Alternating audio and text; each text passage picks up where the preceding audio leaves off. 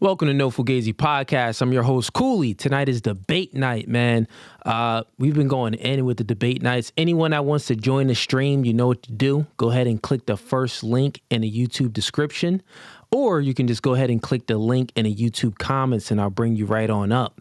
But first, before we get into that, man, let's go ahead and hop into the intro real quick. Let's see.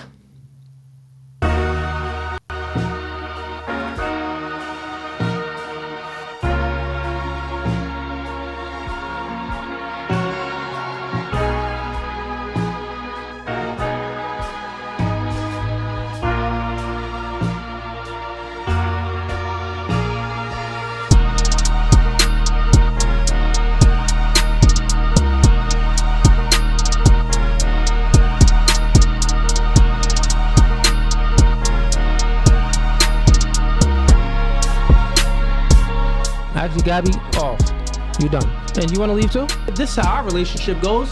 God over man, man over woman, woman over children.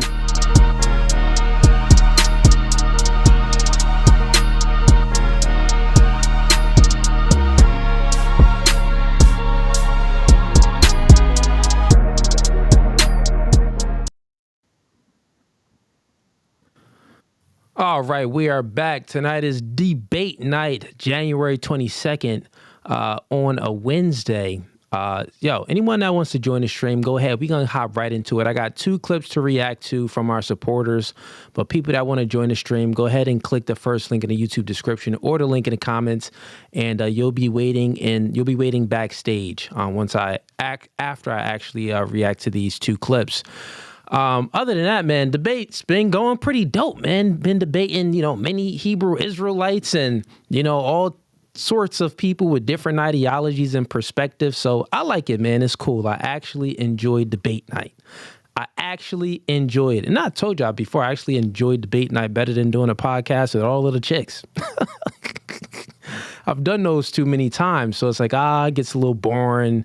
It's like, whatever. But okay, let's get into the normal schedule program and stuff. We got a few links in the description. First link is going to be for, of course, to join the stream. The second link is going to be for the membership. We got 3 tiers. First tier is gang. Second tier is hitman. Third tier is mob ties. Click any of those, join any of those tiers and you are family. You locked in with us, man. The next link is going to be for one-on-one coaching. If you need some coaching in dating and relationships, couples coaching, masculinity, or media and marketing, go ahead and click that third link and I'll help you out. The next link is going to be for merch, but no merch currently is available right now. We're all sold out. The next link besides that is going to be for the Clips channel. Subscribe to the Clips channel, man. We've been posting clips on there. Actually, we haven't posted clips on there in probably about a few days. But I got my guy, my editor, and he is going to be posting some more clips back up on the Clips channel. So join the Clips channel, man. You're going to have clips of the debates and clips of the girls' shows as well on there. So before we get started with anything, don't be a ninja watcher, man, and do this for me.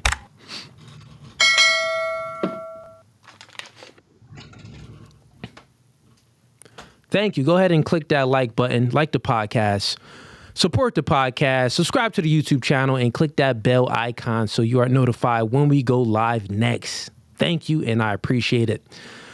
All right, let me go ahead and, you know what I should do. It's funny.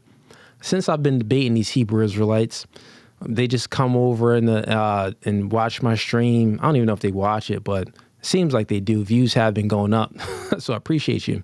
But they just come over and just spam in the comments, like same 10 people.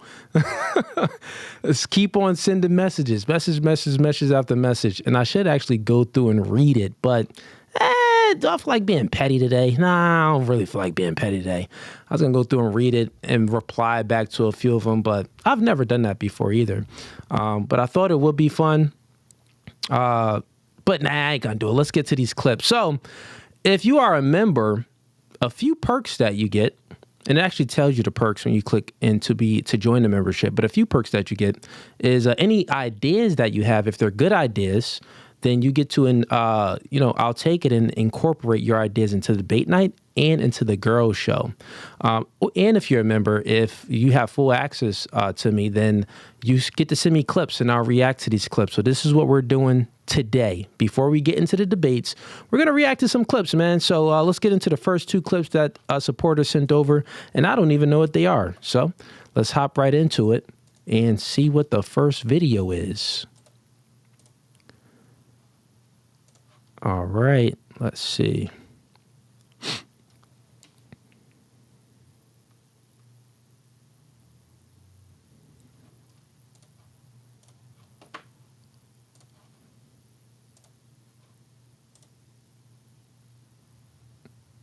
Okay. Out, right? So I told the girl at the table, I said, look, I'm having a great time tonight. I'm happy I came out. Plus, you look really beautiful. She cut me off right then and there. She said, let me tell you something real quick, Brandon. I said, what's up? She goes, I want to let you know that I don't give it up on the first date. And I instantly got upset because I didn't say anything about getting none tonight. I said, how beautiful you look, how much fun I'm having. That's what I said to you. But why you don't give it up on the first date? She said, well, I don't want this relationship that we have to be just based off sex. I want you to respect me as a woman. Plus, I got a lot going on in my life right now, and I'll feel really bad if I give you someone the first date and never hear from you again. I would feel really bad. If that makes sense. I don't know. That's what she said, right? And I got a feeling like homie about to play the Uno reverse card and just reverse it on her. I had to respect that. But this bill came to the table really, really fast. Look at that. And I'm looking over the bill. The bill's like $190, right? It was a crazy bill. But I looked deep into the bill, and what I found out is that I only had mozzarella sticks and 2 beers. So I told the girl, I said, look, I'll put in $40, right? Because that'll cover the tax and the tip. Plus, that's more than my portion of what I had. And she lost her mind. She said, are you kidding me? You invited me out. I thought you were paying. I said, listen, I want to let you know something. I don't pay on the first date. I said, you see, I don't want this relationship based off me paying, you know what I'm saying? I want you to respect me as a man, you know what I'm talking about? And got a lot going on in my life right now. And I feel really bad if I pay for this date tonight and never hear from you again.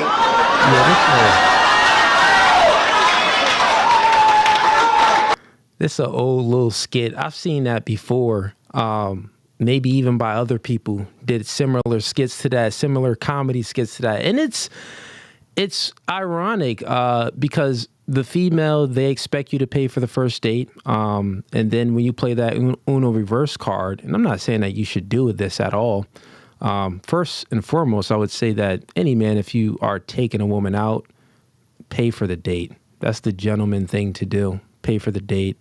I mean, you know, but let's get back to let's psychoanalyze this of why the female got upset. Like, wow, Brandon, you're not going to, pay for it. And, when he Uno reversed it, because women, they see themselves as more valuable than the man when it comes to the exchange of, giving up time, attention, and resources.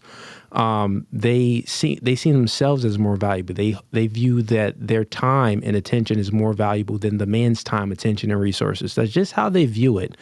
So women tend to look at it as a value-loaded exchange instead of an equal exchange. You get what I'm saying? So they view it as a value-loaded exchange. So it's like, okay, well, I expect you to pay for the first date, but you can't expect me to give up this box. That's just how they view it.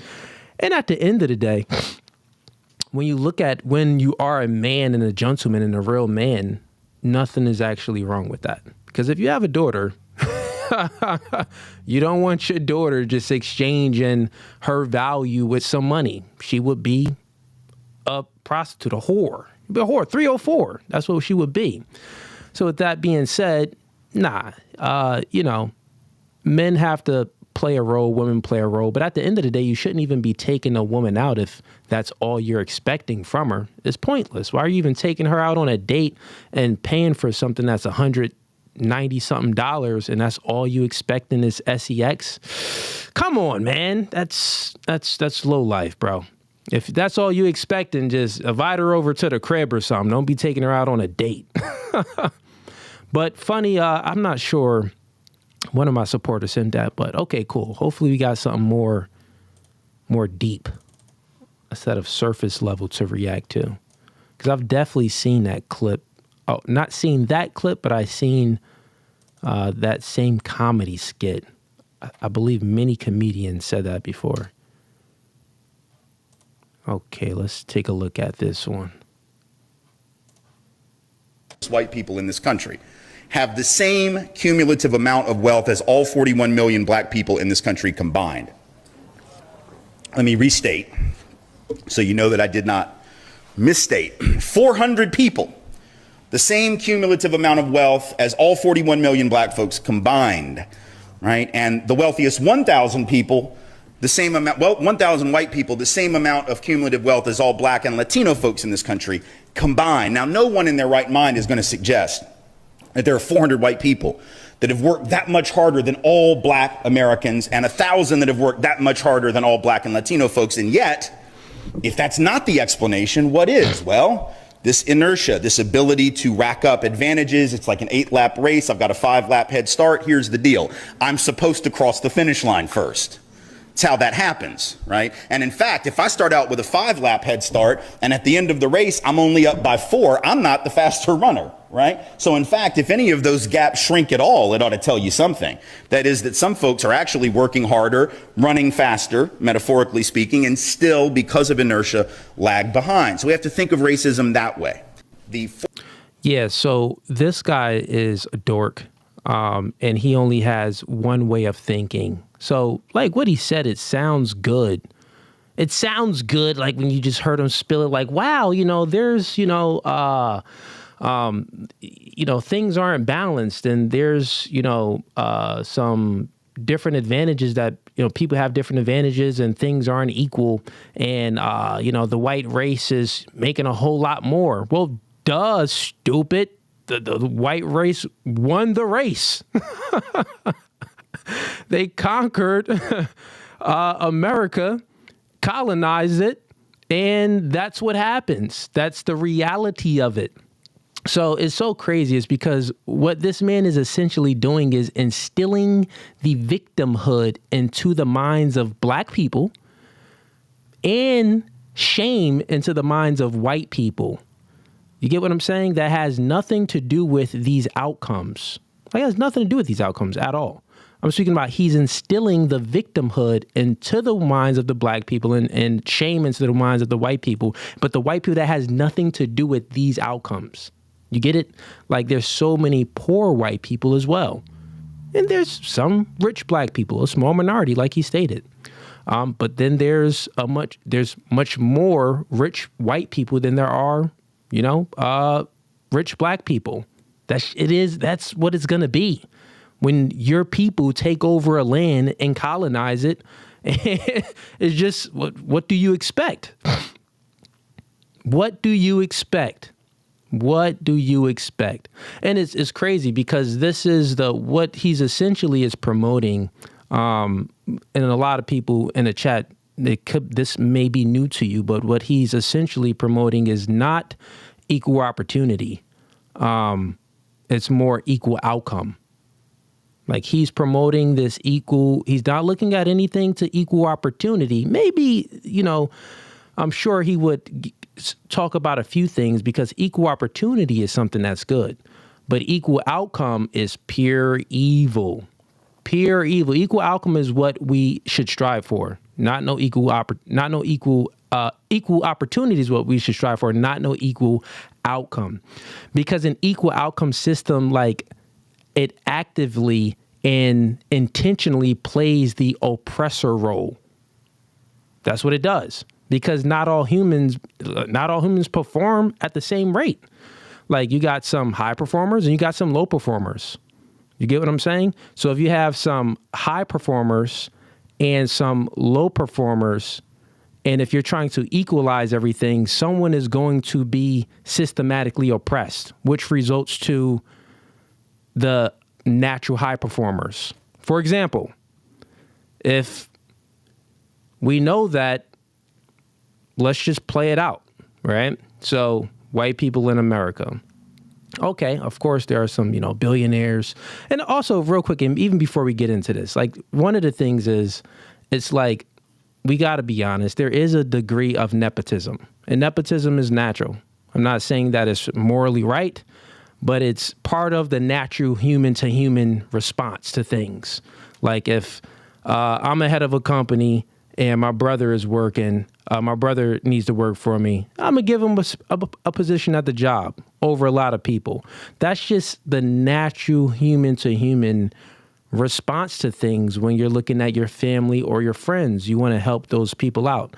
Now, it's not saying that it's not morally right, but it's amoral. Amoral meaning like, what is amoral? Let's look it up real quick. Give you the actual definition of amoral. So amoral meaning lacking morals or showing no concern about right and wrong, while immoral means intentionally doing something that is wrong. So yeah, that would be amoral. Nepotism, I would pretty much say it's amoral. It's like, ain't like I'm intentionally doing this, like my bro, like I love my bro, or it's my cousin, or it's my friend, like trying to help him out over here. And that's what plays into a lot. So nepotism is the natural human to human experience. Now let's get back into what this doofus is talking about here, which he's essentially is promoting, like I said before, is equal opportunity. Like that would be his, well, the only way we can make some real change is we have to strive for not equal opportunity, equal outcome. Like, how do we get everyone? Because that's what he's saying. Like, he's only looking at the outcomes. Everything he stated in the thing, he looked at the 400 wealthiest white people in this country have the same cumulative amount of wealth as all 41 million black people in this country combined. That's outcome. He's complaining about the outcome. Well, we already know that's the outcome. And if you look back, we know why it's the outcome. We do know why. What then he essentially puts out there, what he's trying to say, what he's saying is pretty much the only reason why it's that outcome is because black people and Latinos and all of these other people are being systematically oppressed. Now we could say, okay, yeah, but for sure, it was slavery back in the day. It had been at least 150 years ago. And then it was as well, all the other little systems that was in play, like redlining, many other things that was in play. For sure, we know American history, and we know that's not good. But currently today, there's not any systems that's fully in play. I would actually argue that there were more systems in play, like affirmative action and welfare, and all of these other things to try to give black people, some handouts, but they just took advantage of the systems the wrong way. But anyways, let's go ahead and play this out to show you guys how equal opportunity and what this little dork in the middle is spewing is actually evil. So say if you got, let's say, 100 people, and these 100 people, some of them, let's just speak about it normally, equal outcome. You got a total of 100 people. So 50 of the people, they are high performers. They perform extremely high. They are more motivated. They just perform higher. They may even have a higher IQ. Who knows what it will be? They just naturally perform higher. It's not based off of where they came from or anything like that. You put these same 100 people in the same environment, right? It's the same environment. You put them in this environment. The 50 people outperform these other 50 people. What equal outcome would do is, well, okay, so these 50 people, they're just outperforming. The only way so everyone can have the equal outcome, we would have to put a cap. We'd have to cap how good and how well people can do things, which would totally strip away from the American dream. There will be no more American dream. It'll be a cap on American dream. So what he would do is the only way to make it equal, the people that's outperforming, we got to put a cap and we have to suppress, meaning oppress. This would be actually actively oppressing someone. And you know me, I speak about competition versus competitor. You have to be out there to compete. But he's not, this ideology is not pushing forward no competition. It's pushing forward true oppression because the people that's outperforming gonna put a cap to then equalize it. Now let's just see what this does to the brain, right? Like let's psychoanalyze this. Well, if I'm a natural, I have ambition, I'm a natural performer, I have dreams and goals, and I want to be the best I could be.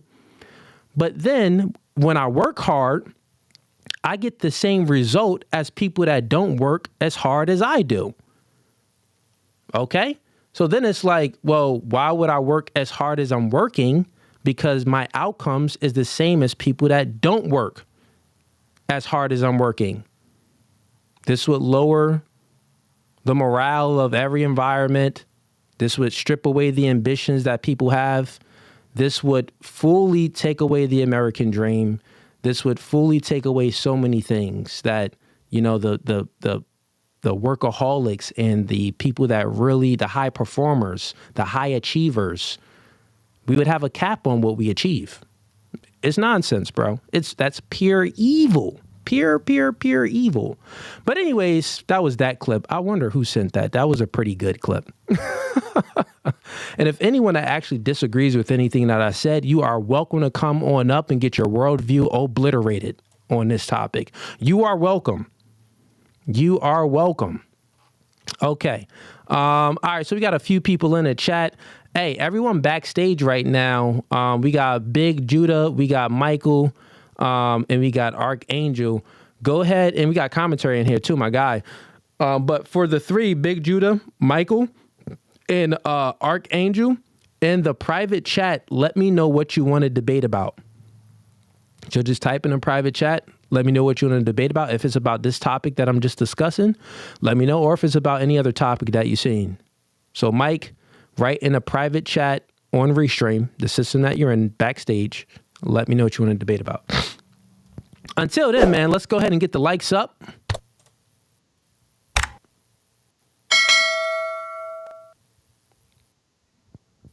Like the podcast, subscribe, and click that bell icon for a nugget. Okay, guys, right backstage, let me know what you want to debate about. Red Pill Goku, I see you in here, man. I see you mod in the chat, brother. I appreciate you. Red Pill Goku in here moderating the chat.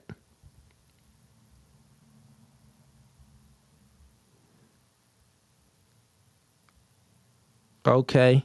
All right. Okay. Okay. You're not saying what you want to debate about. Some Hebrew Israelites. Okay.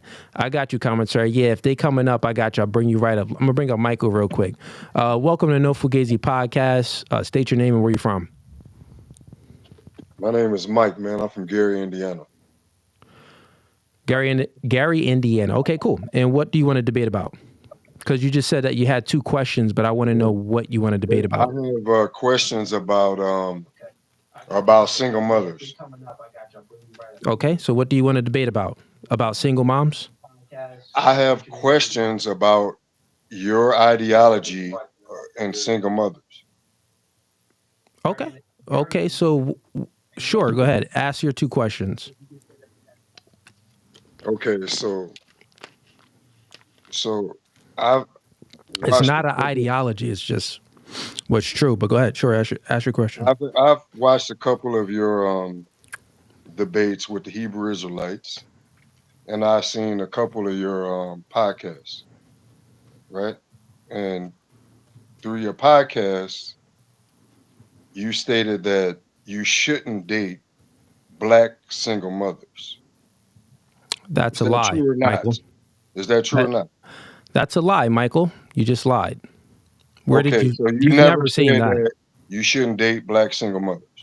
You've never seen that because I've never said that. You've never said that. No.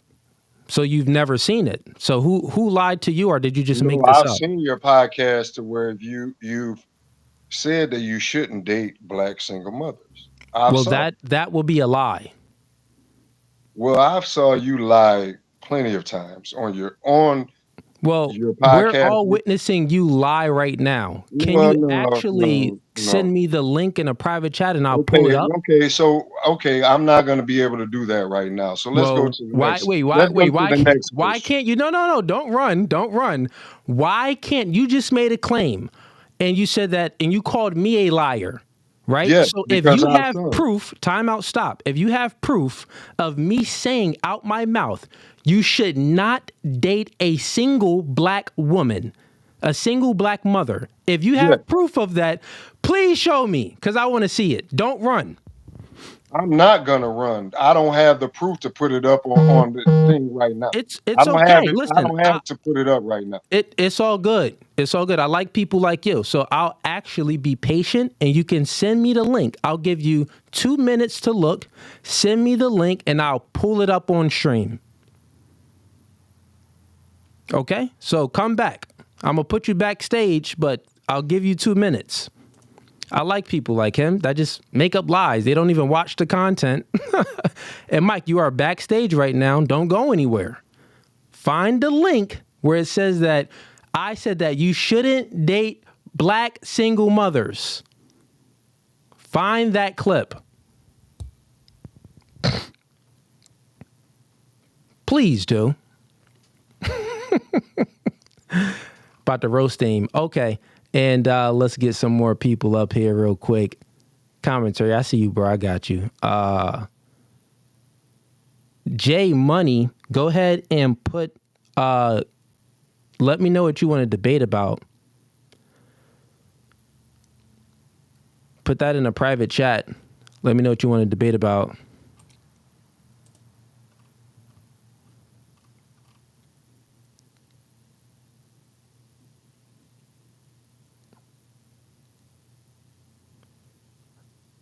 Okay. All right, let's bring up commentary.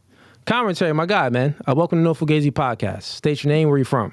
What's going on? I'm Commentary King. I currently reside in Houston, and this is my cat who decided to just jump on me right now.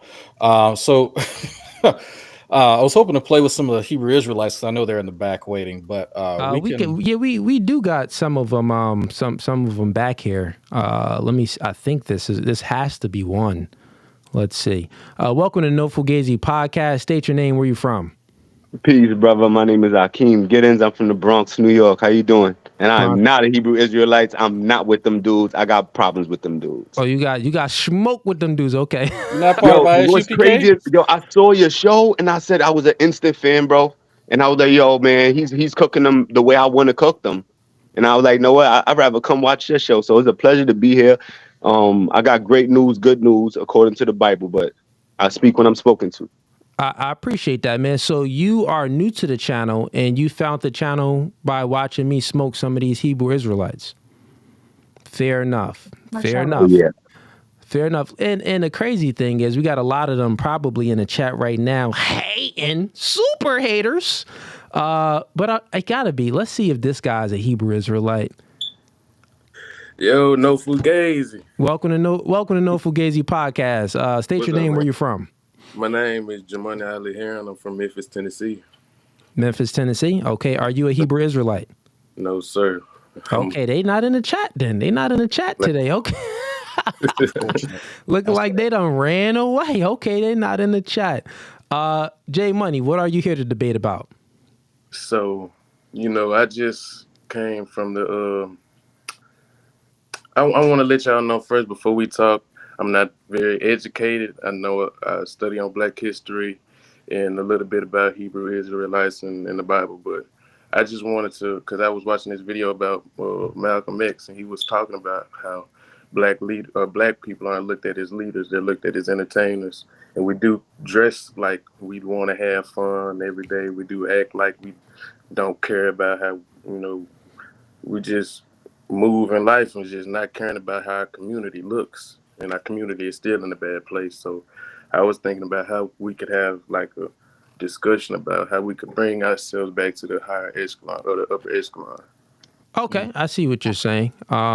That's Cool. gonna be I a mean, pretty lengthy and nuanced conversation. yeah, that's going to be lengthy and definitely nuanced, man. Tonight is debate night. So what we're looking for, what I'm essentially looking for is people that have different perspectives and different views than what I hold or what other people hold on the panel.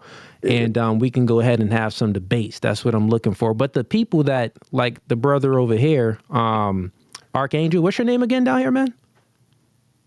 My nickname, my real name is Akeem, but I go by Okay. Archangel. Yaju Archangel Rock. Got you. Like Akeem over here, he didn't have any points of contention with anything. So, guys like yourself and Yeah, got that. Akeem and commentary, I usually keep y'all backstage. So if things do get heated and we got some naysayers or some people with some weird perspectives, I'll bring y'all up and we can all have a debate and a discussion. That's kind of normally how debate night works. Yep. So I'll do this. So let me Sure, I'll go throw ahead. out something. Commentary. So what do you think is probably, if you had to name the top 2 impediments for any Black community, whether it's the Gullah Geechees over in South Carolina or the folks over in Oakland, what do you think the top 2 impediments that would help improve those communities? I'd say better laws in the communities, regardless. I feel like communities aren't. If you're in poverty, there's a lot of communities that are looked at, or not looked at, but they look bad already. A lot of these communities are being built up that are, they got good things in them. So, a place like mine, Memphis, Tennessee, has a lot of good things about music and a lot of other things, but the community and the way it just looks bad, and the community feels bad, but starts to care less. I feel like if we could help the community look better, and try to let everyone know that, because it's hard to explain, because Okay, let me try to I guess steel man what's going on. So you had mentioned laws at first, right? That make communities look bad. So are you referring to certain laws that penalize certain recreational drug users, or laws that have to do with what are you specifically talking about when you mention laws? maybe laws that could take away more drug users and gun violence, because I feel like a lot of people outside they're able to get a hold of it too easily. So in California recently, you had a series of laws passed that kind of lowered the penalization for petty theft. And what ended up happening is that a lot of retail stores moved out of the area, not the entire state, but just specifically in areas of high foot traffic as far as crime, shoplifting. And now the mayors and others who instituted these laws, which primarily were, impacting minority communities, now they're doing a 180. And there's actually a pretty popular video going around where there's a couple of young Black women who were shoplifting, and they just learned that it's now a felony, right? So people have tried to change laws, but unfortunately, the lowest amongst us have taken advantage of it, and now people are rescinding those laws. So in that aspect, I really don't see that being an advantage for any of us. Well, I think Black people take advantage of it too easily, because being a criminal, that's kind of been like, for the past 40 to 50 years, like we've kind of been like, like with music, after police, we kind of been standing by that, like being a criminal. So a lot of laws that they're trying, I feel like they need to be strong on a lot. Like, you may be able to get more time for doing something like this, to let us know that we really should not be doing violence type thing. You know what I'm saying? But if it's like, you might get like a month or a week or maybe a year for doing a petty theft, some people might just... Question for you, man. So you're speaking about laws and, Black people committing crimes, and, we need to be stronger on laws, rules and regulations, and, put more consequences on, the criminals. That makes sense. We get that. We understand that. But what do you think? Because manipulation happens when you focus on the effects instead of getting to the root, the cause of things.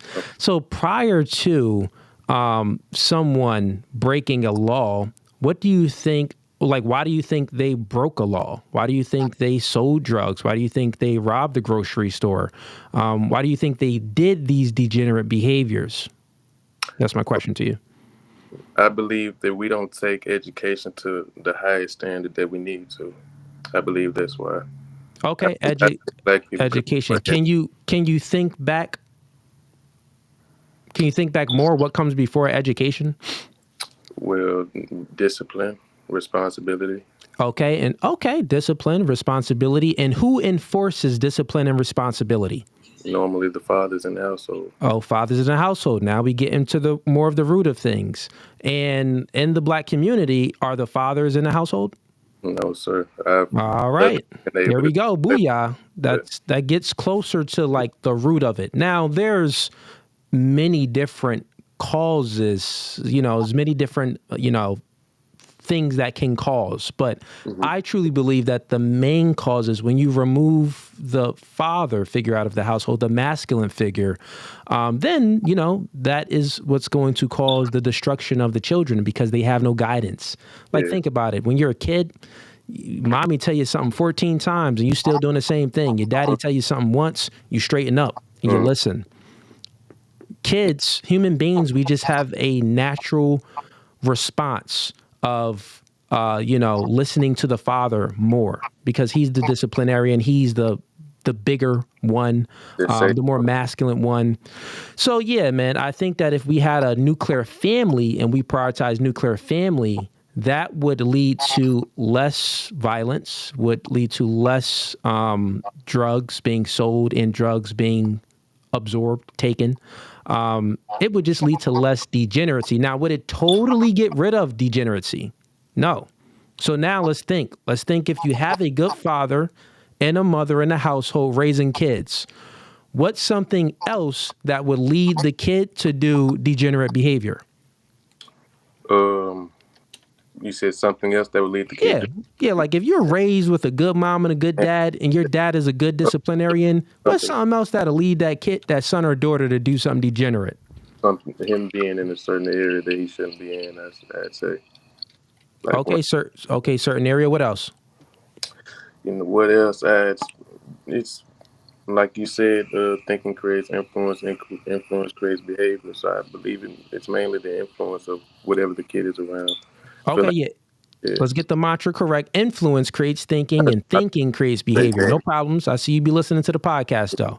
So, so then another thing that would, make the kid do something degenerate, that would influence the kid to do something degenerate, would be influence. So it's many types of influences, but what is one of the main things that Black people are influenced by? Music, entertain celebrities. Got it. So not only do we need to have a nuclear family with a mother and a father in a home, but we need to influence our children the right way and get rid of the hip hop music talking about selling drugs and doing drugs. We need to get rid of, and that would that's not going to, now the thing is, it's not going to fully erase all immorality from the community. That's not how it works because human beings, we have free will and niggas always want to take the easiest route to success. That's just human nature. So if you can find a backdoor strategy to get to something, then you're going to be more inclined because you're trying to take the easier route to success, which is going to lead you to do something illegal anyway.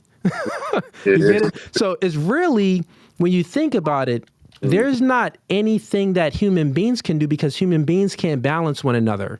You have to place God into the picture. You need to believe in something that's higher than yourself to give you some balance. Because when suffering comes, suffering or let's say stagnation, you're stagnant, you're boredom, you're looking for some excitement. And the idle hands does the devil's work. So when you're looking for something, you're going to get into something bad. So you need to have some type of balance where it's like, okay, there's someone watching me. Even if my dad or mom isn't there, there is someone still watching me. Yeah. You feel what I'm saying? And when you have this mindset that someone is still watching me, and it is going to be I may not feel consequences on earth, but I will receive consequences when I die. Mm-hmm. When you have that mindset, you're not as inclined to do some degenerate behavior. So that's another metric to stop degenerate behavior. So now let's package this all up. Okay. How can we fix the black community? One, we got nuclear family, mother and a father in a home. Two, we got try to get rid of the negative influences, the culture, right? We need to revamp our culture and be it more positive with love and talking about positive things, not negative things, right? Then the other thing is we need to bring some, let's say religion, God, something of you believing in something higher than yourself. So when suffering comes or boredom comes and the idle hands wants to do the devil's work, you like, God dang, I shouldn't be doing this. I'm gonna feel, I may not, no one will never know, but God will know. Yeah. You feel what I'm saying? And I wanted to ask, like Negroes, we kind of like when He said Negroes. back in slavery. I said it because Okay, now you good. Go ahead. Like back in slavery, like around that time, Negroes were one of the most wanted slaves because we did like a lot of the best of the work. And I'm thinking like we were pushed the hardest back then.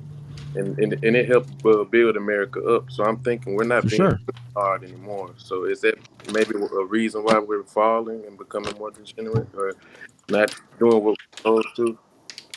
Yeah, man. I would say, and fellas, commentary or my man down there, if you want to add in anything, let me know. But I'm definitely, man. I want to say, sure, go this ahead.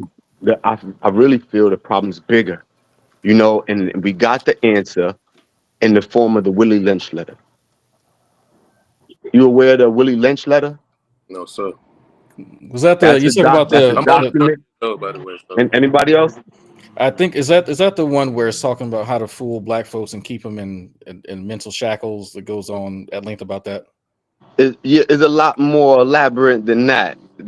That's a watered down version of it. But the Willie Lynch letter is not that long of a read. You should get it. We should read it on this platform. It really gets down to the root that these people had a plan.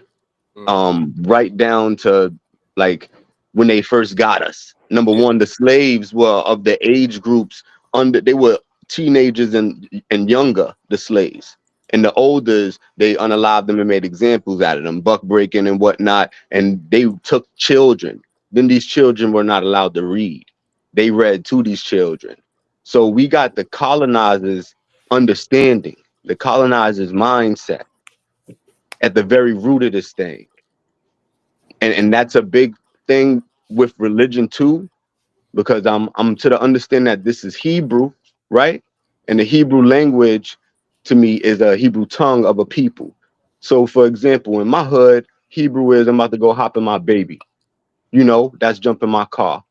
But you write that on paper and you take it from a people and it now becomes something else when you want to hop in this baby. It now becomes a lot carnal probably to the rest of the world, even if you translate it, you know? So it's like, this is our problem we currently facing with the Bible. And I feel like, I'm understanding that we are the age of enlightenment, that the children are the future. We were supposed to be the smarter than our ancestors and lead the way and correct things. And that's happening. I'm actually part of the manifestation. My understanding comes from being 144 sent out by the Messiah on earth. And this is real. I'm slow down there. So a lot of the contemporary version of reading the Bible, you know, every jot and tittle at the black and white literal sense comes from Ellen G. White, an 11th-day Adventist. Most biblical scholars understand that the Bible is an anthology. And again, this is coming from someone who does not believe in any of this stuff. But even I know that you cannot read this text literally, especially languages like Hebrew was very, very metaphorical. If you go look at, for instance, one of my favorite verses, Ezekiel 23:20. If you read it for what's on the page, it's disgusting, but it's quite clearly a metaphor for the behaviors of a particular region. So sure, you know, that's a lack of scholarship in general.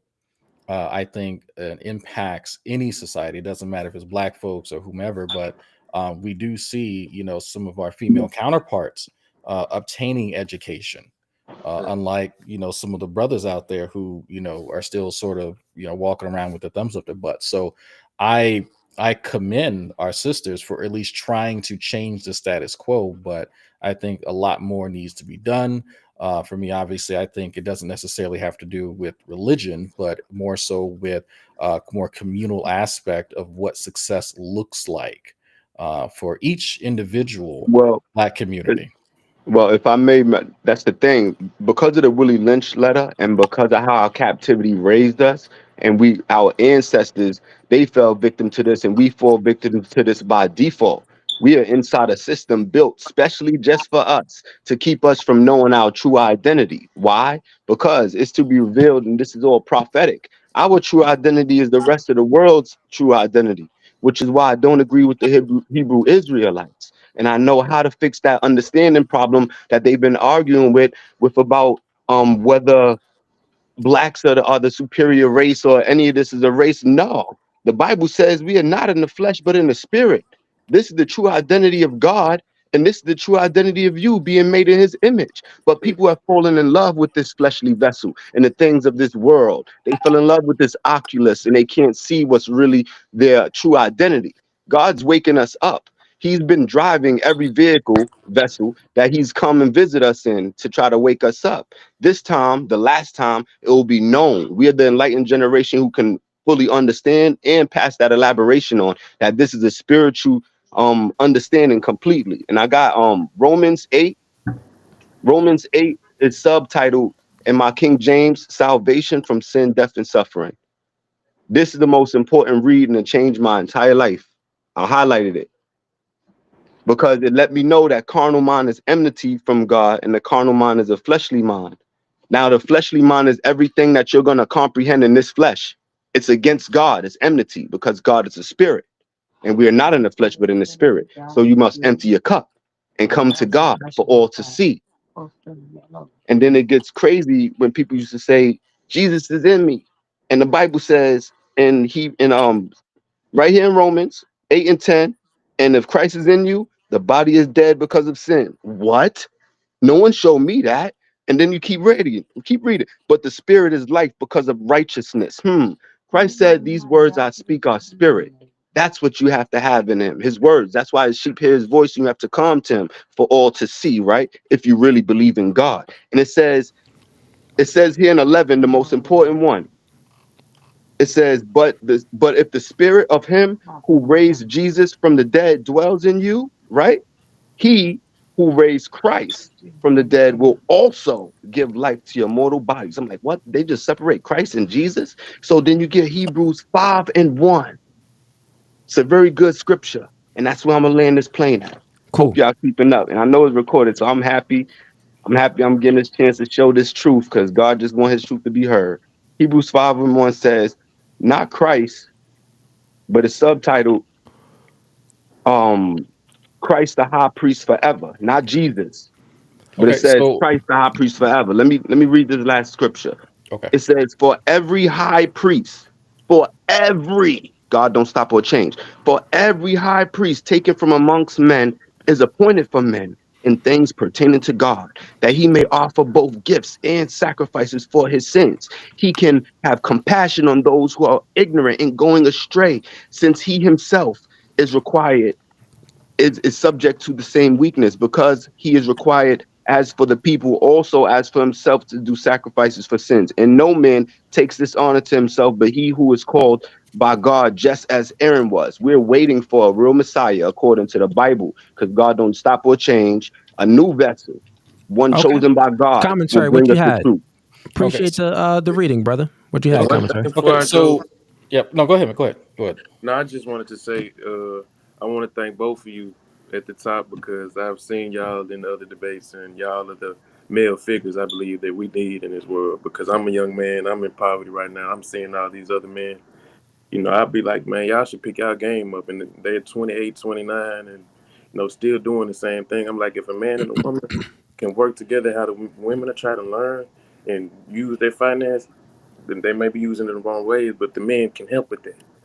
If the you said that you still in poverty? Yeah, I'm still in poverty, but I'm learning how to get out of it. So I'm Yo, trying. shoot me a DM, man. I have a job for you. If you wanna learn a skill, you know, I can get that taught for you, and I can put some money in your pocket. So shoot me a DM.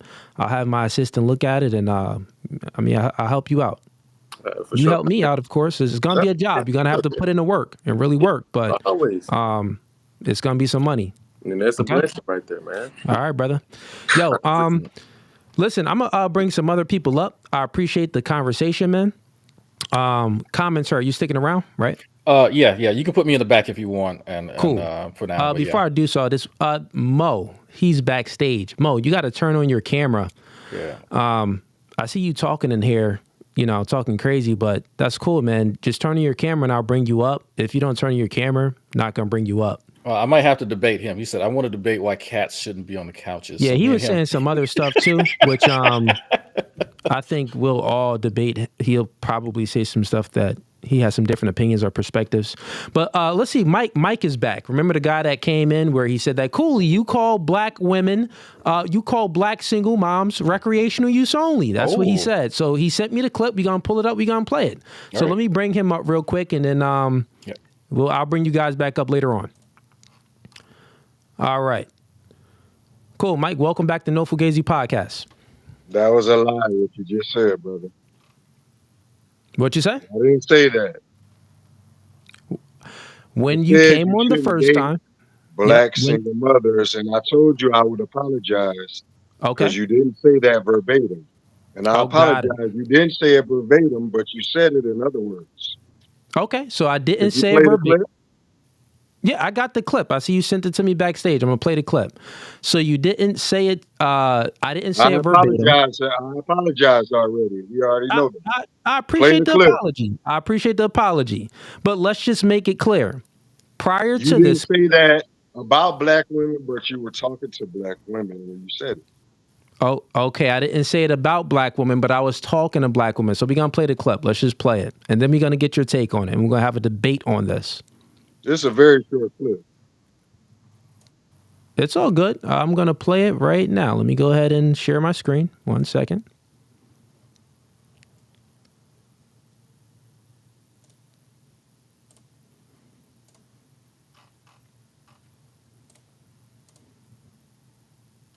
Okay, here's the clip. Single moms leads to degenerate. Don't do that. Degenerate. Right. It does. Oh It my leads to God. degeneracy. He's I'll tell you spicy. why. Let's play it again. It's Single real short. moms Leads to. That's me saying single moms. I'm speaking in general. Single moms leads to Leads to- degeneracy in society. That's Right. what I said. So I'm And I have speaking a in question. general Now I have a about question. single moms. I'm not speaking specifically to black. I'm not speaking specifically about black single moms. But there's black women there. There's black women there, there's white women there, and there's Hispanic women there. I just saw 3 black women. You know, there's not just 3 black women on this podcast. There's other women on the other seat as well if you watch this entire stream. So let me go ahead and stop sharing. Let me Okay, bring can I you ask up, you a question? put you up here. Okay, so now you have a point of contention with what I've just said in that clip? Yeah. Yes, I Okay. do. Is that not the truth? It's absolute fact. It's an absolute fact? Yes. Okay, so what do you have a problem with? I have a problem with you taking on a white woman instead of a black woman.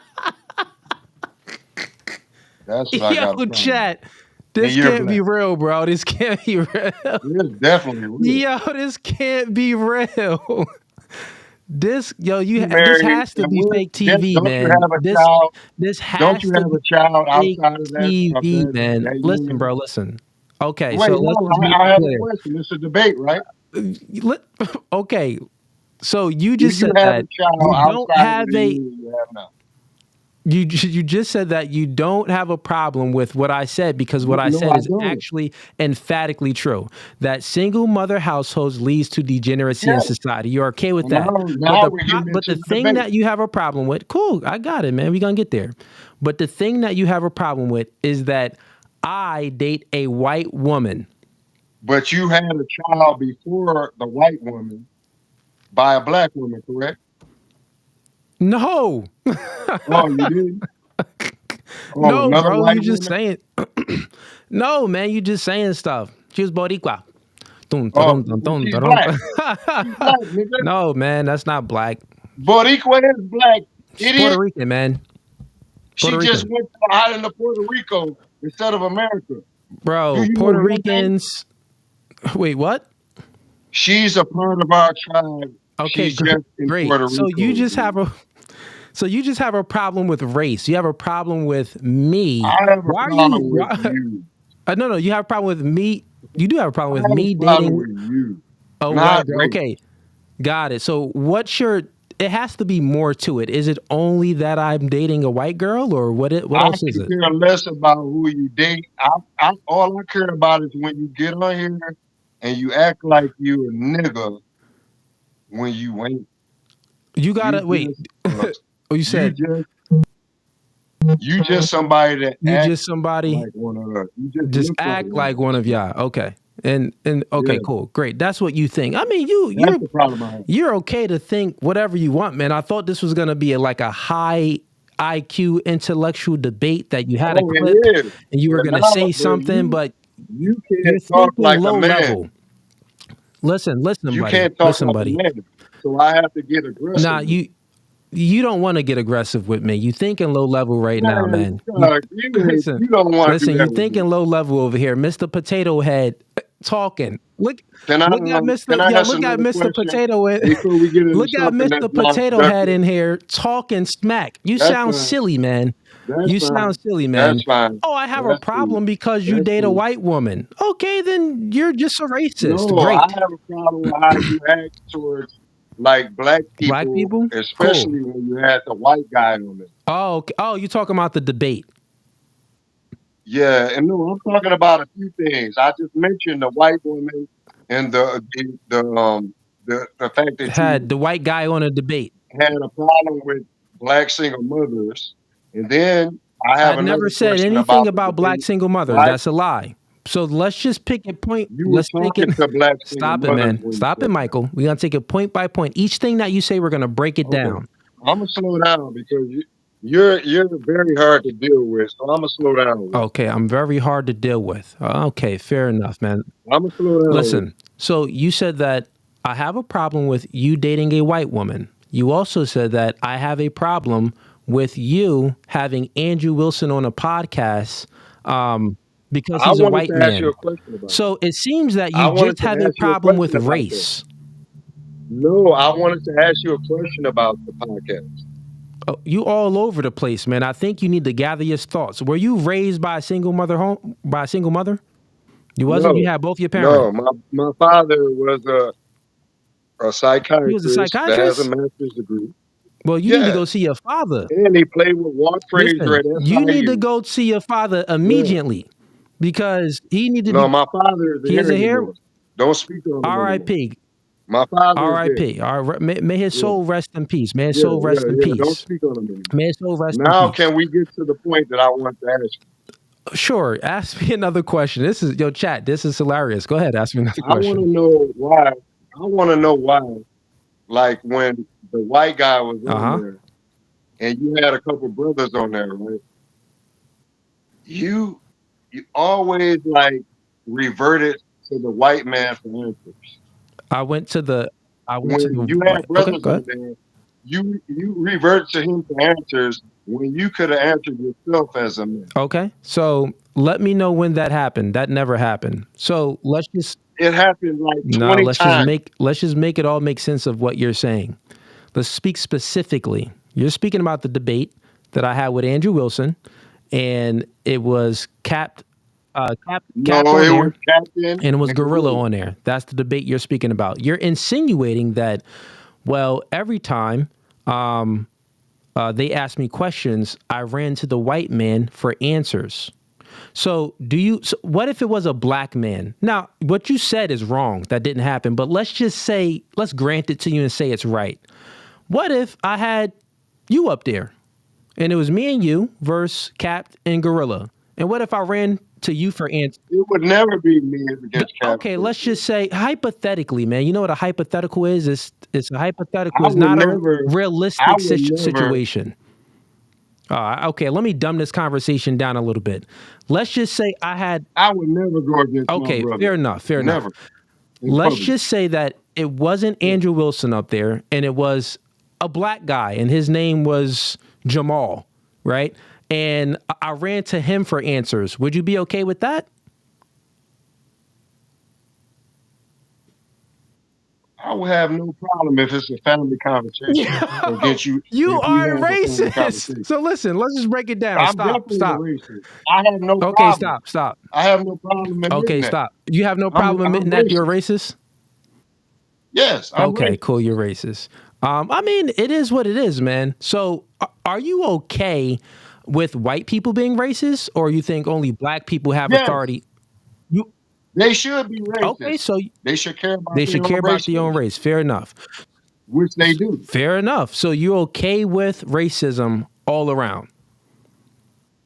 I'm okay with it. Got it. Everybody should take care of their own. Okay, so then what's your problem then? That you're with their race instead of your own. Oh, okay, I see. So you just don't you don't like people going into, mingling with other races, whether if it's dating, whether if it's having them on a God said podcast. not to do that. What'd you say? God said not to get with the other race. So we shouldn't get with any other races at all. Okay. Let me ask you a question. Let me ask you a question, man. Hey, hold on. No, real quick. Hold You on, asked I'm gonna questions. let I you didn't answer, ask you but any then questions, Mr. Potato Head. So just listen, right? So have go you ahead. ever smashed a white chick? You Never. never smashed a white chick. In life. In life. You've never dreamed about smashing a white chick. Dream? What are we talking You about? never man? fantasized You about asked one me of if I those. have ever Were you born in dreamed. you were born in Never America dreamed. with a lot of white movies was displayed, white TV shows was on display. You never was like, dang. I'm sure you seen Saved by the Bell. Saved by the Bell. What's the chick from Saved by the Bell? What's her name? Someone in the chat, give me the chick name from Saved by the Bell. I know you used to dream about her. I know you did. Wait, I'm about to pull it up right now. Saved by the Bell. The Bell cast. Can I pull up a scripture for you?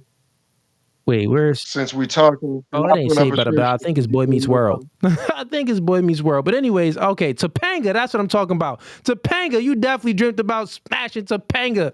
You're a liar. So you ain't never dream about smashing Topanga. I'm gonna pull up a scripture for you. We gonna have fun with this guy today, man. Chat. We got this clown on here. He doesn't know where he doesn't know how to articulate himself well. He doesn't know why he even dislikes me. Well, actually, I think he does know why, but it's very low level thinking. It's only because of race. You know what I mean? He only wants black people to only do things with other black people, whether if it's, anything. So let me just debunk some of your false claims. So one of the false claims that you made of me and Andrew Wilson when we were doing a debate, I don't look at race, okay? Race has nothing to do with anything. Me and Andrew, we agreed. We have the same or similar ideology when it came to the debating topic. Prior to me bringing Andrew on, it was literally me versus like 3 to 4 and 5 Hebrew Israelites. So when Andrew came on, and I know his ideology to a degree, I'm like, okay, come on, man, you welcome up. And since we agreed to things, of course, I'm going to give him the floor to speak, just like I gave everyone else the floor to speak. I just had guys on here, 3 different guys. Let me get him out of here. He's frozen. I had 3 different guys up here, and I was letting all the guys speak. I was back here chilling, not even speaking.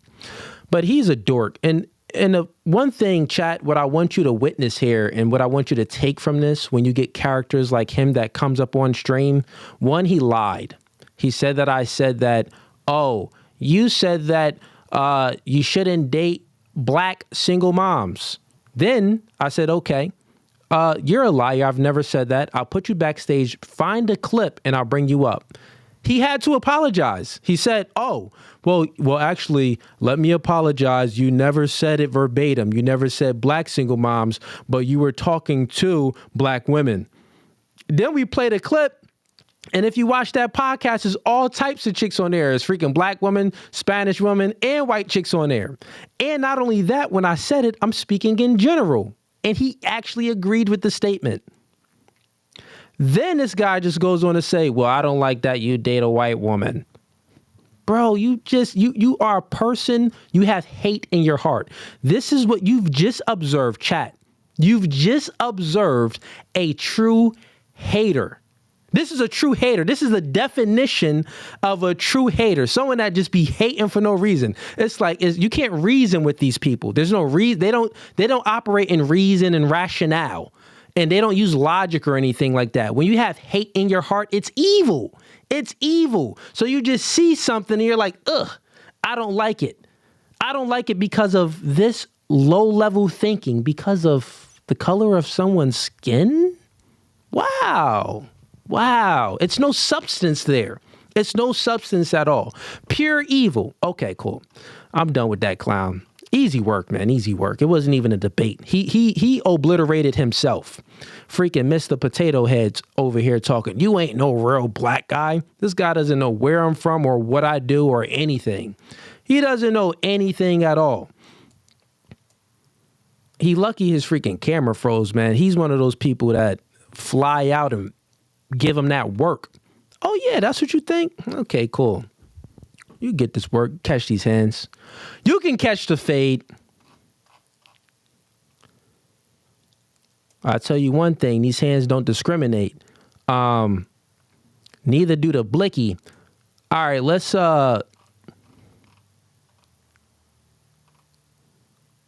Who is this guy? Okay, commentary. I see you. And we got Mo up here. Let's see what's up. Welcome to No Fugazee Podcast. State your name and where you from. What's going on? My mic on? Yeah, your mic is on. I can hear you. Hey, T, I see you backstage, T. T, go ahead and let me know what you want to debate about. Put what you want to debate in a private chat. And also, Angel Lewis, also put what you want to debate about in a private chat, and I'll bring you on up. Before you go, let me go ahead and we got a lot of people in here. Don't be a ninja watcher. Like the podcast. Subscribe to the YouTube channel and click that bell icon. We got a lot of good content coming for y'all, man. All right. Let's get people back up in here. All right. Yeah, I'm sorry. Name, age, and where you from? Mo, 34 from New Jersey. I just came across your platform. I did see the Tazariak debate, just a little bit of it. I'm not big on religion myself, but I would say I am spiritual. But basically, I was listening to you, and then I did comment about the cat on the couch. My guy here, Commentary King. Yeah, it was just unsanitary, but that's just my opinion. No, I understand. That's my baby, and then I let her. Yeah, if it's eating surfaces or we prepare food, no cats, no animals at all. No animals. You got a white woman too? No, my wife's Jamaican. Okay, all right. Oh, she's Jamaican. Oh, she's a Yardie. Second generation, born in over in Carolinas, but yeah. Oh, all right. That's a nice state too. Nice as well. So, are you a race hustler? You care about race more than values and stuff? No, only thing I hustle for is money. At the end of the day, but do I care about it? Do I care about race? Most definitely. As a black man, I feel like every black man should. And I did hear you say that your woman is a Latina. She's a Puerto Rican. Does she identify as an Afro-Latina or is she just a Latina? Have you ever been to the island of Puerto Rico too? No. Currently, my woman is white. Okay, so it's the baby Snow mother. Bunny, man. Me and Dr. Umar don't get along. We look at each other like this. Waiting for, we trying to, nigga, you gonna blink first or I'm gonna blink first? Nigga, you gonna blink first or I'm gonna blink first? No, I'm playing. But go ahead, man. What you want to debate about? You don't believe that it's advantageous for black African Americans to date, marry, have children within the race? Is that we true already to do. you? Statistics show that most black most black marriages are not interracial. It's the same racial category. I think it's most black women also aren't married. I think that's the alarming number. Isn't that also true? Not sure about that statistic if most black people aren't married. Not sure about that stat, but I do know that out of the marriages, most of them are the same race. Black people, black women and black men marrying one another. So generally speaking, that's a thing. I think that's true for almost every race. And I think that is true for like almost every race. Well, but it's also majority of black women are not married. That's also a statistic to take note when you look at everything in the general standpoint. But I mean, as in debate, you asked for a debate. So well, what's your stance on what we just stated? Like why'd you bring up that statistic?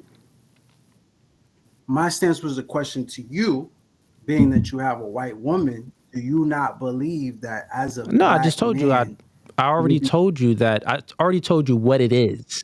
You spoke on other people. Stop it. No, that's not what I said. I told you what it is. You asked the question and I answered. I said, well, the truth is what it is. I didn't give you how it should be. I told you what it is, how it actually is. So how it is that most black people marry black people. There's not no interracial dating. So the majority of marriages in the black community is black women marrying black men.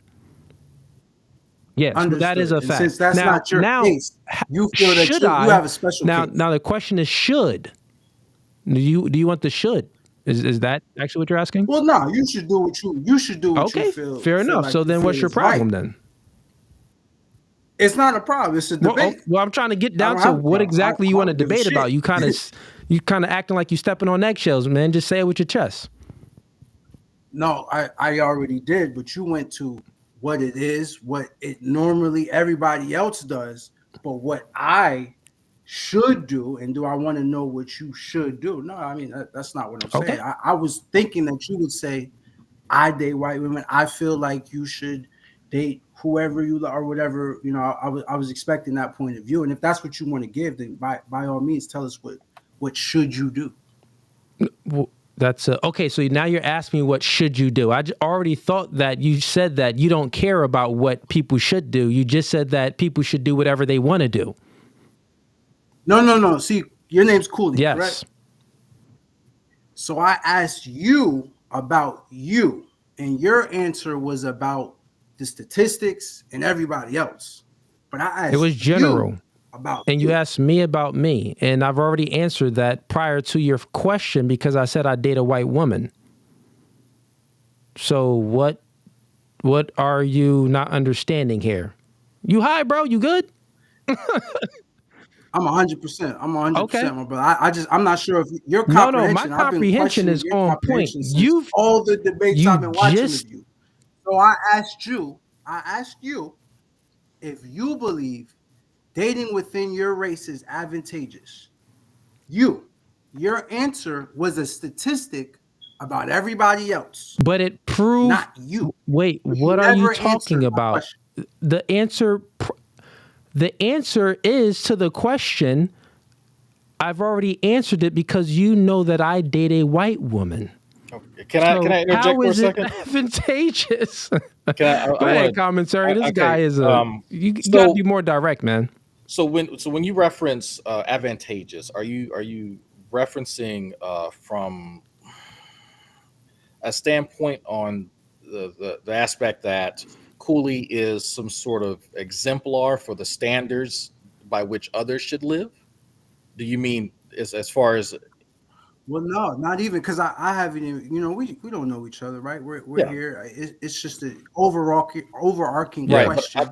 But it lacks in that majority of races date within the race, right? So I'm asking that question in general, to this gentleman here. I guess I'm having a hard time understanding as well. Yeah, bro, we don't know what you're talking about. So if I say it's advantageous for me to have a cat in the country, that the advantage that I confer is that the cat can go hunt for mice or some other critter that might come in my house. It's like if I say it's an advantage for me to be over 6 feet tall, because in the dating world, for some weird reason, women look for guys over 6 feet tall. But there's a clear advantage, and it's a specific one. And so when you say the word advantage in the context of this conversation, what specifically are you referring to?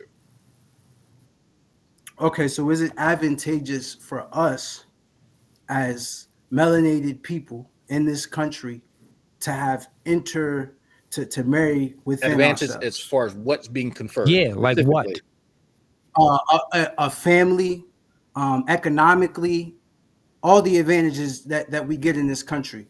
I don't understand how you don't understand. Because it's a nebulous concept. That's why advantage itself. It's a what concept? The word advantage is a nebulous concept unless you give it some sort of root, some sort of reference. If I said better, you got to give it context. If it's better to have a gray shirt over a brown shirt, do you know what better means in that context? Well, when you're speaking the color, that's a little because bit it's different, nebulous. But we're talking about marriage. It's nebulous. Is it advantageous to be married or just be boyfriend and girlfriend? I mean, there's advantages to marriage. Now let's name them. There's advantages to how you raise your children. If you raise your children within a marriage, there's advantages specifically. To that. So my question is, specifically, what advantages are you looking for? Raising children, building wealth with the family. Okay, so let's just think about this real quick. The mental. If you're speaking specifically about someone's like just single situation, it doesn't matter if a man gets with a white woman, a Chinese woman, a black woman, or any woman. It's about the values that they hold. It has nothing to do about race. So which women can you really build with? Which women holds values that they're going to be nurturing to the children and follow the man's lead, and really be there and not be a 304 or, not be, a woman that's just, you get what I'm saying? That's going to be detrimental to the family or the man. So at the end of the day, if we're looking at it, color doesn't play a part in it. It goes by values and morals and your character. So the question would be is, who do you think has more morals or better character generally? White women or black women or Asian women or Hispanic women? Because that's what it would come down to, which will produce a good family. And then that good family will produce good members in society. Has nothing to do with race, bro. So you believe that a woman of another race could pass down the morals, the values, and the principles that you want in your black daughter? If the woman follows the man's lead, yes, she can. Put it like this. I could date a black woman, and what if she's, loud and rambunctious and she really doesn't want to submit and follow my lead? So my guidance that I'm given in the household as a masculine man should give guidance, and the woman and the children should follow. Well, the woman should follow that guidance and then also pass down that same guidance to the children and everything. It doesn't matter if she's white, black, or Hispanic. If she doesn't know her role, she's dismissed. It doesn't matter. I think I want to tackle this a different way. What set of morals do black women have a monopoly on that other women do not have access to?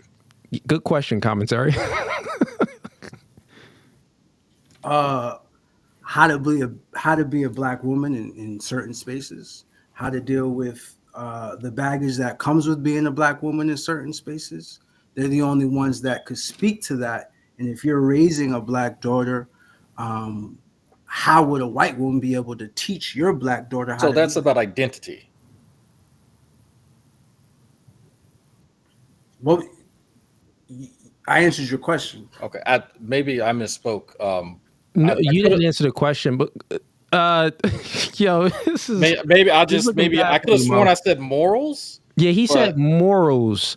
He didn't speak about what you said, well, if the black mom, like if she's being raised by a black mom and the daughter is black as well, then they can identify and understand one another's experiences in the world and stuff like that. That has nothing to do with his And question how of to morals. carry themselves in certain spaces and how to bring morals into those spaces as that Is morals identity. attached to So the identity? identity, everybody has an identity. Is What'd you morals say? attached to I'm sorry. identity? I didn't know that they were attached. It definitely can be, for sure. Well, no. You can't escape your identity. No. You can't escape your identity, sir. But identity has nothing to do with your morals. Identity has nothing to do with how you respond, react, and live your life. Your morals have to do with that. So if you are a moral person, right, and you are a person of good character, then obviously when you're out in the world, you're going to respond to things positively. You're going to treat people with respect and good and kind and things like that. That's all morals. You get what I'm saying? Like, let's not. Very, very. Wait, No, I understand. Okay. I agree, but we're not gonna negate the fact that identity is a being true to your identity is morally right. That's a good moral. I don't necessarily agree with that, but man. We're moving the parameter from moral or morality to identity, and to your point, I can see there being an issue if you want to instill within a young black girl her identity as a black woman. I could see how a woman of another race would have difficulty doing that.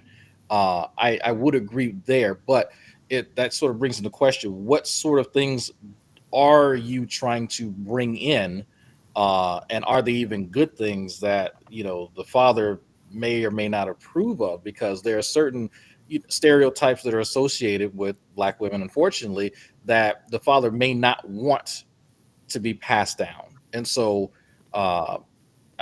since we brought up Cooley, let's bring up Cooley. Okay, so if you have Cooley's significant other and they're raising a blended family, is Cooley's progeny going to miss out on something? Because that seems to be what you're insinuating. Yeah. Am I correct by that? I mean, be honest. For me to answer that question would just be me giving my opinion. In my opinion, I believe so. I see a lot. So I'm sure a lot of black women would agree. I'm sure a lot of black people would agree. But it would be just opinion. And by all means, live your life. But in a debate fashion, I don't think you could say that it wouldn't be a disadvantage and there wouldn't be some shortcomings there. If I do drop off, it's because my battery's about to die. Would y'all give me a second to go get my charger? Yeah, we want to know what shortcomings will there be. I mean, we already spoke of identity. The gentleman in the middle, he already spoke. Yeah, but you never actually said specifically. He asked you questions and you didn't answer. We're looking for. Well, we can stick with identity. But even and for other brothers that love. Yeah, but the thing is this: what's more important? What's priority in the human experience? Your identity or morals?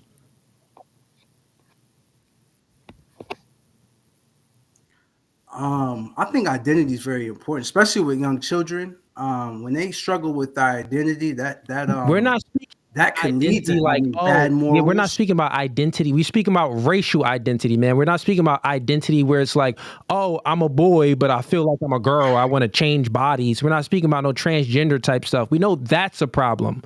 We're speaking about race. You get what that's what you brung up. You're talking about race, ethnicity. So when we're speaking about identity, what's attached to an identity? Things that's attached to an identity is a culture.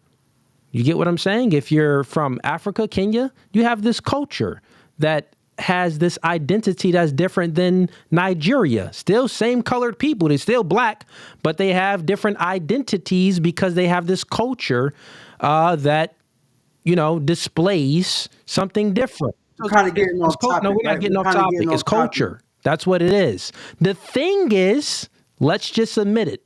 Let's admit it here. Which culture? Well, can you agree to that? Can you agree to the identity of what you're speaking about is attached to culture? Is culture? No, not isn't? exactly. So then, what is identity? So then explain it then. Culture could be part of identity. Okay, it could be part of it, but explain it to me then. But I would like to kind of get back to the subject. No, but this is the subject at hand. We're just getting deeper. Off of what that gentleman in the middle said, right? No. Listen. We just getting deeper in the discussion about you trying to run away from this identity stuff because you know you about to get spanked. No, I'm trying to stick to it. You're trying to go to no. Well, no one's trying to go there. What I'm asking you a question. Let's stick to I'm asking you a question. Define your identity. I don't have to define identity. Well, if that's what you're speaking about, and you're saying that, well, there's going to be negative consequences if you're raising a daughter or a son and they don't have the ability that the mother that's raising them to instill the identity, well, we have to define identity. I think that there's a huge gap between, because my conception of identity is tied intimately to culture. Yeah, mine is too. So do you have a disentangled? Come on, Kat. Do you have a disentangled, definition of identity that is not entangled with culture? I mean, well, if you want to go to definitions, we could just look up the. No, we don't have to. We just asking you your definition, not the definition of identity. We know the definition of identity. Me and commentary, how we think about identity, it's attached to culture. So is identity for you not attached to culture? No, I would say identity would be how someone views itself, he or she, perception of oneself. I kind of would sum it up starting there. And how would they get this perception of themselves? Well, I mean, there's a lot of ways that could happen. Unfortunately, sometimes it could come from external places, like culture. Internal places, like family and culture, other culture. There's a lot of places externally. Other people's culture. It could come from TV, how other people look at them. So there's a lot of ways somebody that all encompasses culture. Man, what are you talking about? That's culture. What are you talking about? Okay, if that's what we could say that to get to a consensus and move the conversation forward, right? It's okay. You don't have to agree. This debate. Just tell me if you think about it differently. Everything that you just explained, it literally is entangled into culture. So explain something different that's not entangled in with culture. How someone perceives itself is entangled into how culture. Someone what? Perceives themselves is entangled in the culture. That's what we were saying earlier. That's what we were saying earlier. I didn't really agree, but guess what? To move the conversation. Listen, nigga. No, don't go anywhere.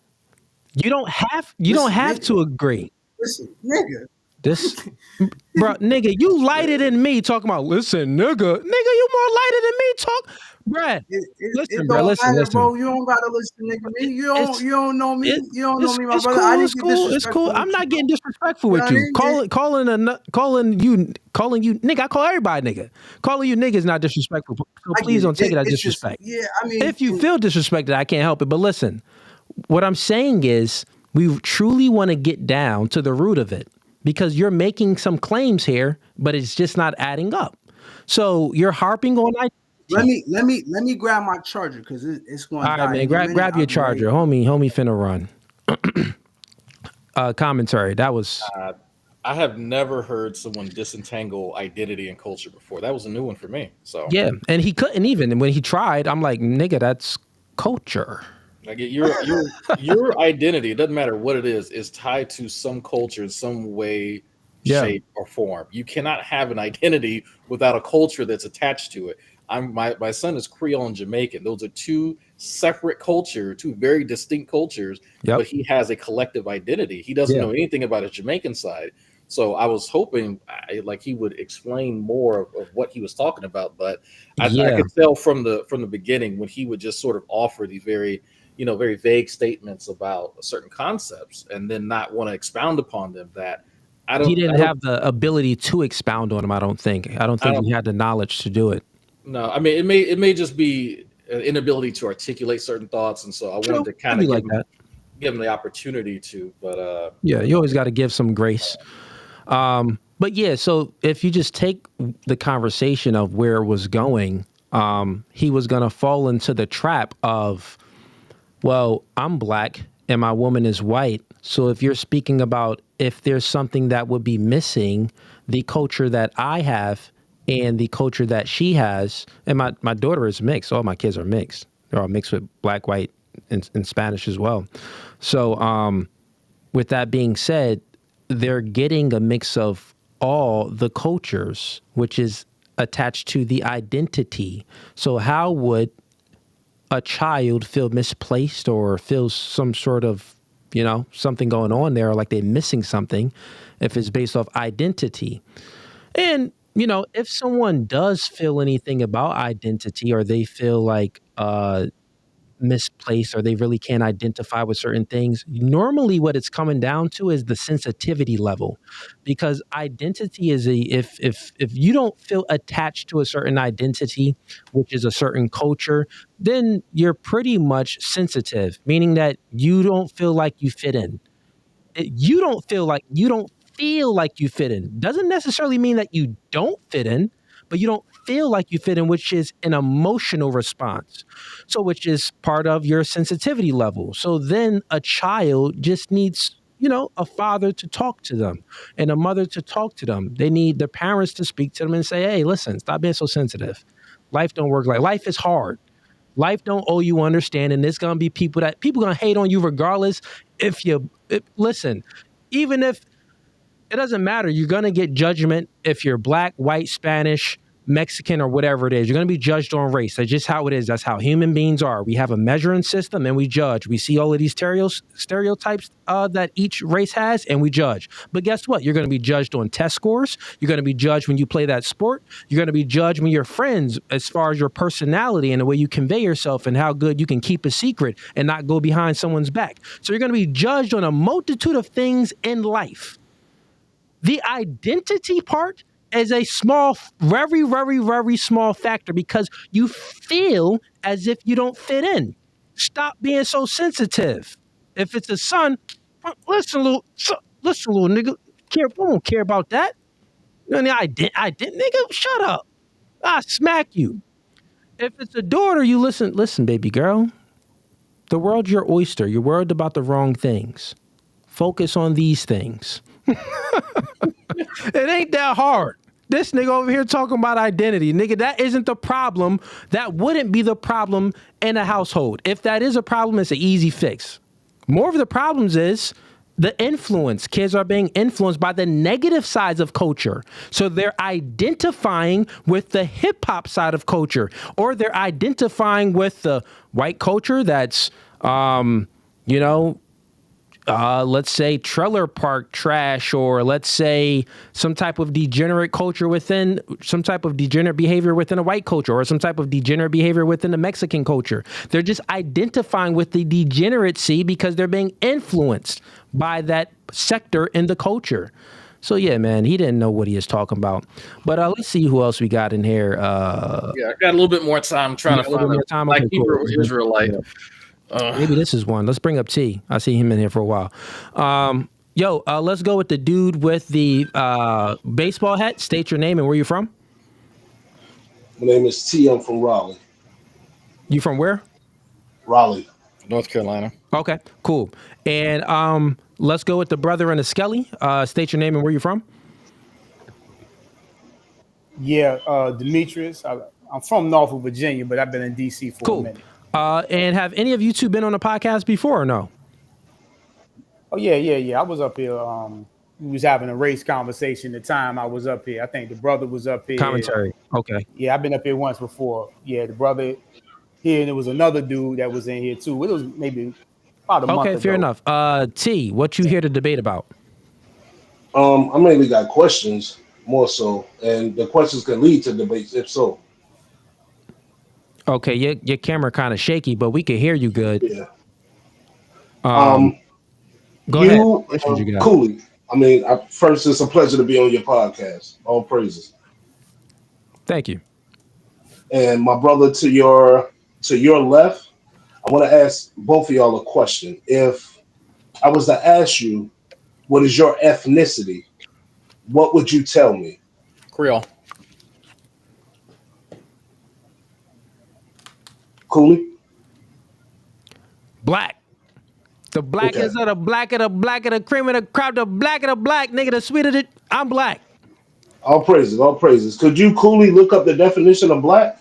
Yeah, man, it's gonna say a color. It says more than a color. The synonyms of the word means a lot. Yeah, Yes, polysemous. Is there? I've heard this opening before. Yeah, it's opening by a lot of Hebrew Israelites. Are you a Hebrew Israelite? Absolutely, I'm a Jew.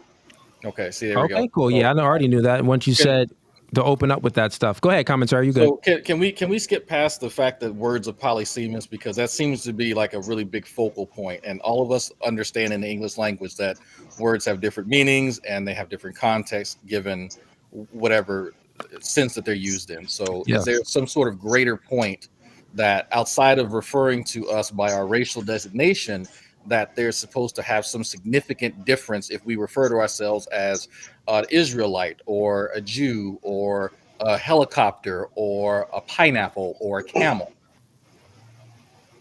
Y'all was just explaining how your race is a part of your culture. So if you're not identifying with your race and what you are, then how you know your culture? Easy. You look to those who are to your left and to your right, the people who raised you in your community, and you compare what you believe to what they believe. But if they don't know, then how will you know? There's nobody that exists in this society that does not have that information. These beliefs don't exist in a vacuum. Do you know a place where people don't have cultural beliefs in America?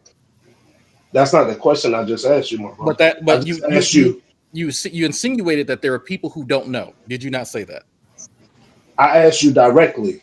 Yes. If you telling me that you're Creole, you said you're Creole.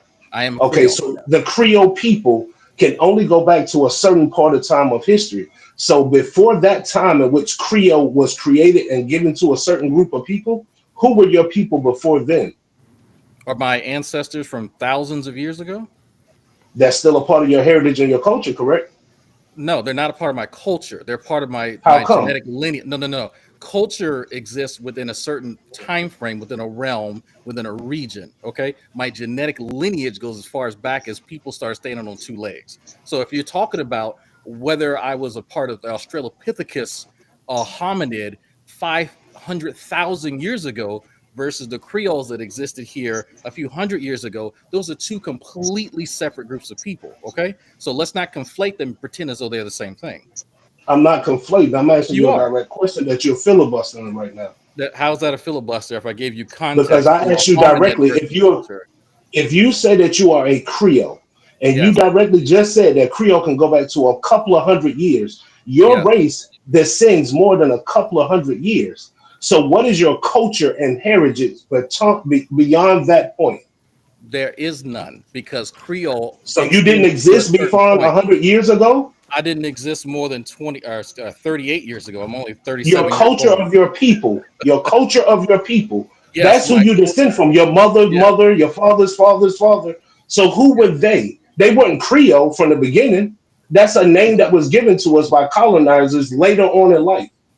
And your point is, so what? That there's a certain name that's been given to people that exists everywhere. There's a name that they call themselves and a name that other people called them. So what's the significance of that? I'm only using what you just said, my brother. If you can't answer it, then just say, look, I don't know. Because that's it. You don't have to be, you can easily say, I don't know. Because you're conflating culture within a certain region, within a certain time frame. And I told you earlier. You just said that, my brother. I know, but you don't understand what I'm saying. You have no idea what I'm saying. You don't understand what you're saying, my brother. You have no idea what you're talking about right now. Okay, sure. Okay. Sure. That sounds crazy. You and Cooley was just literally up here talking about the culture of people and their race. Okay, I directly asked you about your race beyond calling yourself a Creole. Your people exist beyond the point of calling yourself Creole. Now, if you don't know that, then brother, it's a man as a man to say, I don't know. So what did Simple. I respond to when you asked before the Creole was established? What did I respond with? You said it doesn't matter. You can go back 500,000 years and it can be this and that. That doesn't answer the question. Because it depends on what time frame you are asking. If you don't know who you are, then my brother just say, I don't know. I just told you that I'm Creole. What do you mean I don't know? I literally just Creole just told you, man. No. Creole. Then that Cooley, if you don't mind, you have the computer pulled up. Can you pull up the origins of the word Creole? Nah, and see how far that I got a question for you, man. I got a question for you. What with us knowing where our ancestors came from thousands of years ago, what does this do for us today? Clearly, it can help us today. You two brothers were literally just talking about culture and heritage. In order to be a civilized people, you have to know your culture and heritage. I can't be civilized. Stop it there. Commentary already explained to you how culture works. It doesn't work like that where it's in a vacuum and then it's past. It doesn't work like that. Culture changes all the time. You get it? It's about time and place. So thousands of years ago, you're saying that we should adopt the culture thousands of years ago. Okay, a culture, if we've all adopted cultures from thousands of years ago, we would still be creating fires like this. We would still be doing some weird stuff still, man. What you're saying it holds no weight till today. It holds no weight for today. I'm asking you as of today, with us knowing thousands of years ago where our ancestors was from, what would it do for us today? To understand where you come from. Okay, because right now, none of us. Stop it. What does that do? Can I answer that? Yeah. What does that do? It helps a person understands their direct significance on what they are, who they are, and where they come from. Quick. Real quick now. Okay, now what does that do? You still not answering the question, like, what does it do for the person? Again, you said that, well, it helps them to know who they are. I'm asking you, like, what is it going to get you out of, is it going to put money in your pocket? Is it going to help you to start a business? Is it going to help you to, if that chick broke your heart, for you to get some comfort out of knowing, well, my ancestors are the people that built the pyramids. I guess it's okay that chick broke my heart. Freak her. No, that isn't going to help anything, you dork. What the freak is you talking about? Okay, now that you had a rant. Cool. Listen, knowing about the past is cool. It's great. We got it. We need to know history. History is a good thing. But from what you're speaking about, I want like some actual something tangible that is going to do for black people if they know who they were thousands of years ago. I got you. So I believe in a certain book. You believe in that certain book, and I'm assuming that commentary believes in that certain book. No, he doesn't. Book. No, okay, he doesn't. Hey, that's on him. Do you believe in that certain book? Not the same book that you believe in, because the way I believe in the King James Holy Bible. Yeah. It's strange. It's strange that different. You believe in a different God than I believe in. No, I don't. I read the same Bible that you do. Because you don't know it doesn't mean that I believe something different. Yeah, you don't know the Bible. You read what you get from the Bible is you worship a different God. Let's just say. Let's be honest. You're a Hebrew Israelite. You believe that God is a racist. Yes or no? I never said that. Okay. Does he favor one group of people? I never said he was a racist. Does he favor one group of people over another based off of ethnicity? Is it in the Bible? Yes or no? Does he favor one group of people over another based off ethnicity? In the New Testament, we know the Old Testament, it was very, very much focused on Israel. That's where the story is surrounded on. But in the New Testament, there's different things, my brother. If you don't mind, I'm not one to like to talk about the Bible. I like to read it. So if you don't mind, I would love for you to read it. You can read No, Revelations 2 and chapter 26. Yeah, man, we already been through this before. I debated many of you. I'm not going I through this again, understand. bro. I understand. You lost. You lost, Cooley. I'm sorry. You look No one crazy. You look lost. crazy. No, bro. You dudes are losers. You literally I have can't low believe IQ. it. Matter of I fact, can't believe it. listen, bro. Listen. I This can't is what believe I'm it, doing Cooley. here. Look, you're my brother. I'm not coming up here with contention. I really don't have any contention towards you, my brother. I don't. Listen, I know you don't, but guess what? And this is you know what? I would say that I debated so many of you, so if I'm taking it out on you, it ain't personal. Look, I got thick skin, bro. I'm good with that. I'm good with it that. ain't personal. But I do want to be heard. I want to be heard and understand before we start throwing them jabs. Like, we can throw the jabs. I'm cool with that. That's fine with me. I'm good with that. But I want you to understand first. I asked you to read a scripture. You said that if there's any racism, I'm giving you a scripture to read. I got it. And if you don't read it, then I understand. It's okay. Let's have a conversation. We don't even have to pull up any scriptures because I've done scriptures for scripture. But yeah, well, that makes no sense now. Okay, cool. We're talking about the Bible. Okay, would you not? So there's no way I can talk about the Bible and don't read it. Okay, real quick though. No, that does make sense. No, can you acknowledge? It does make sense though. Can you acknowledge? That's stupid, Cooley. That's stupid. Listen, man. Let me finish what I'm saying here. Your platform, brother. Can you acknowledge that in the Bible there are many scriptures that speak about, right, how God doesn't show any favoritism, how a Jew is one inwardly, how when Jesus was here and he said that for anyone and everyone can be saved and be filled with the Spirit of the Holy Ghost as long as you repent. Can you not acknowledge that he was talking about everyone, not just specifically the Israelites? All right. Now I'm gonna say this again. We're not gonna talk about it. Read it. You can read it for yourself. We've been through it. No, you haven't. You haven't been through anything with me. This is the first time we talked, brother. Okay, cool, man. We had a 5-hour stream last time. Yeah, bro. Listen, man. I tuned in. There was a lot of Bible. I watched also. I watched it. I watched Cap. I watched Gorilla. I watched Ash. I watched these brothers. So why do we need to retread the same Bible verses what do you mean? Why do you read? We talking about the Bible. Any man that don't want to read the Bible and talk about it, something's wrong there. Let me explain. You can reference. I referenced a verse earlier. I referenced Ezekiel 23:20. Don't reference anything. Read it. Well, how else would I know what it says if I didn't read it? Okay. You haven't read shit. Why would I reference it if I did not already read the verse? Stop talking. I don't even want to talk to him, Cooley. I don't even need to talk to him. I'm talking to you. Chill out, man. It's very simple. You can discuss the Bible, and people do it all the time because they've already read the verses and they discuss it rather than reading it verbatim back and forth. There's other people watching, and that gets boring. Okay, so the issue here is that you can have a mutual understanding of what the verse is, just like any book. Just like anybody does any Bible study or any sort of literature review, and they talk about it and have a discussion about it rather than retreading the same thing over and over again. Yeah. Is that clear? Okay. Now, you said a mutual understanding. In order to have a mutual understanding, let's read the scripture to come to an agreement about it. That's mutual. You're speaking upon a scripture doesn't give me any indication that you know what you're talking about.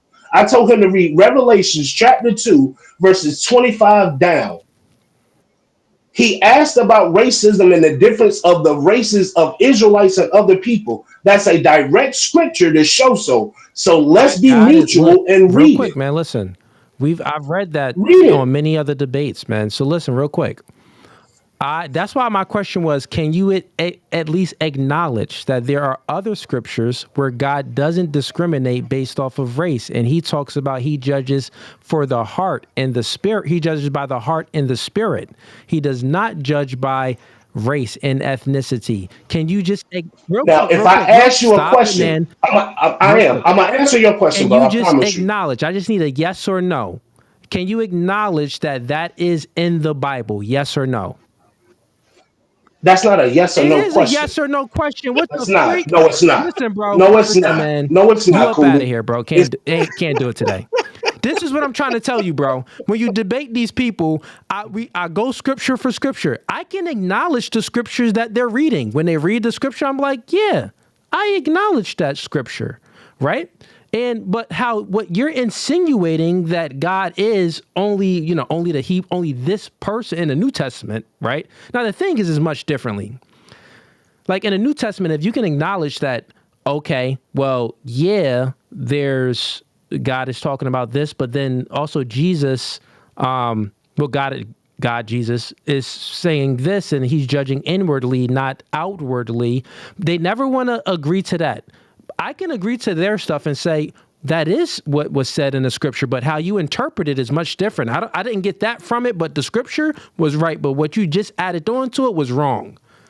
Yeah, I can see if they were going to do something like actually bring a biblical concordance or something, and then you can say, okay, well, let's compare scriptures and let's actually discuss, is this proper exegesis of the text or is this eisegesis, right? What sort of hermeneutics are we utilizing here? Even as a non-believer, I know that. So if we can sit here and pretend as though there's no sort of scholarship involved in reading the text, but the only thing that they're really good at is getting angry and sort of dictating things at people, not having a discussion. And so that's why I always love to sort of ask about their epistemology. I love to sort of talk to them and just get them to sort of explain how they're coming to conclusions, because many of them don't know how to think. They know what to say.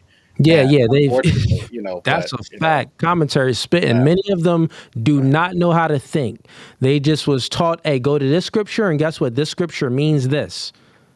Yeah. So anyway, thanks for having me up here. That scripture means this. You out of here, bro? Yeah, I'm gonna go ahead and get something to eat and get out of here. Thanks for having me up here. Have a blessed one, brother. Peace. Hey, man, what's going on, man? You had any, real quick, before I actually hop into this conversation with you, we got a lot of Ninja Watchers in here. Stop being a Ninja Watcher. Like the podcast, subscribe to the YouTube channel, click the bell icon. Do that now. Actually, let me see where we at with the likes in here.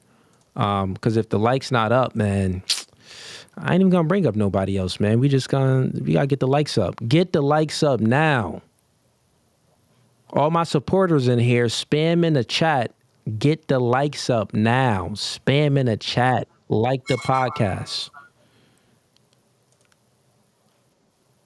Okay.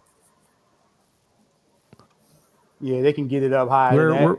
Where we at? Yeah, 130. Yeah, come on, bro. 136 likes. You could get it much higher than that. You can get it much higher than that with 136 likes. We got 500 people in here. We got some people in the regular comments. Cooley, debate the Trinity. Debate the Trinity. I mean, it's not really like a debate. My debate on that is how people perceive and conceptualize the Trinity. Like, there's no Trinity word in the Bible at all. But to make sense of it, human beings would give this experience a word. That's all that is. But I think most people believe in the Father, the Son, and the Holy Spirit. How they try to conceptualize it can be different, which is you can walk down a bad path if you try to conceptualize it. That's why the Bible says, don't lean on your own understanding, lean on God's understanding. God will give you understanding. Don't lean on your own. But yeah, the word Trinity itself, I wouldn't say that I'm a fan of the word, and I'm not a fan of how some people make sense of it. But others make sense of it just the way I do. Okay, where the likes at, man? 172. Nah, we got to get the likes up. We got to have 300 likes. We're going to continue the convo, but we got to have 300 likes, man. 300. Okay, brother, I got you in here. You've been listening to the conversation. Anything that you wanted to speak about? Absolutely. Well, yeah. So it's been a couple. I'm not a religious guy, bro. So that's definitely not my wheelhouse. Listen, They threw me in here. They bombarded my chat. I've never had these type of religious conversations at all. Well, the Israelites, that's how they come. come. They come strong like that. That's how they come. You know what I'm saying? And I dig what they thorough in what they talk about, but you know, it's all good. But I know you mentioned, and this is something that black folks kind of throw around a lot about calling another black person a racist, right?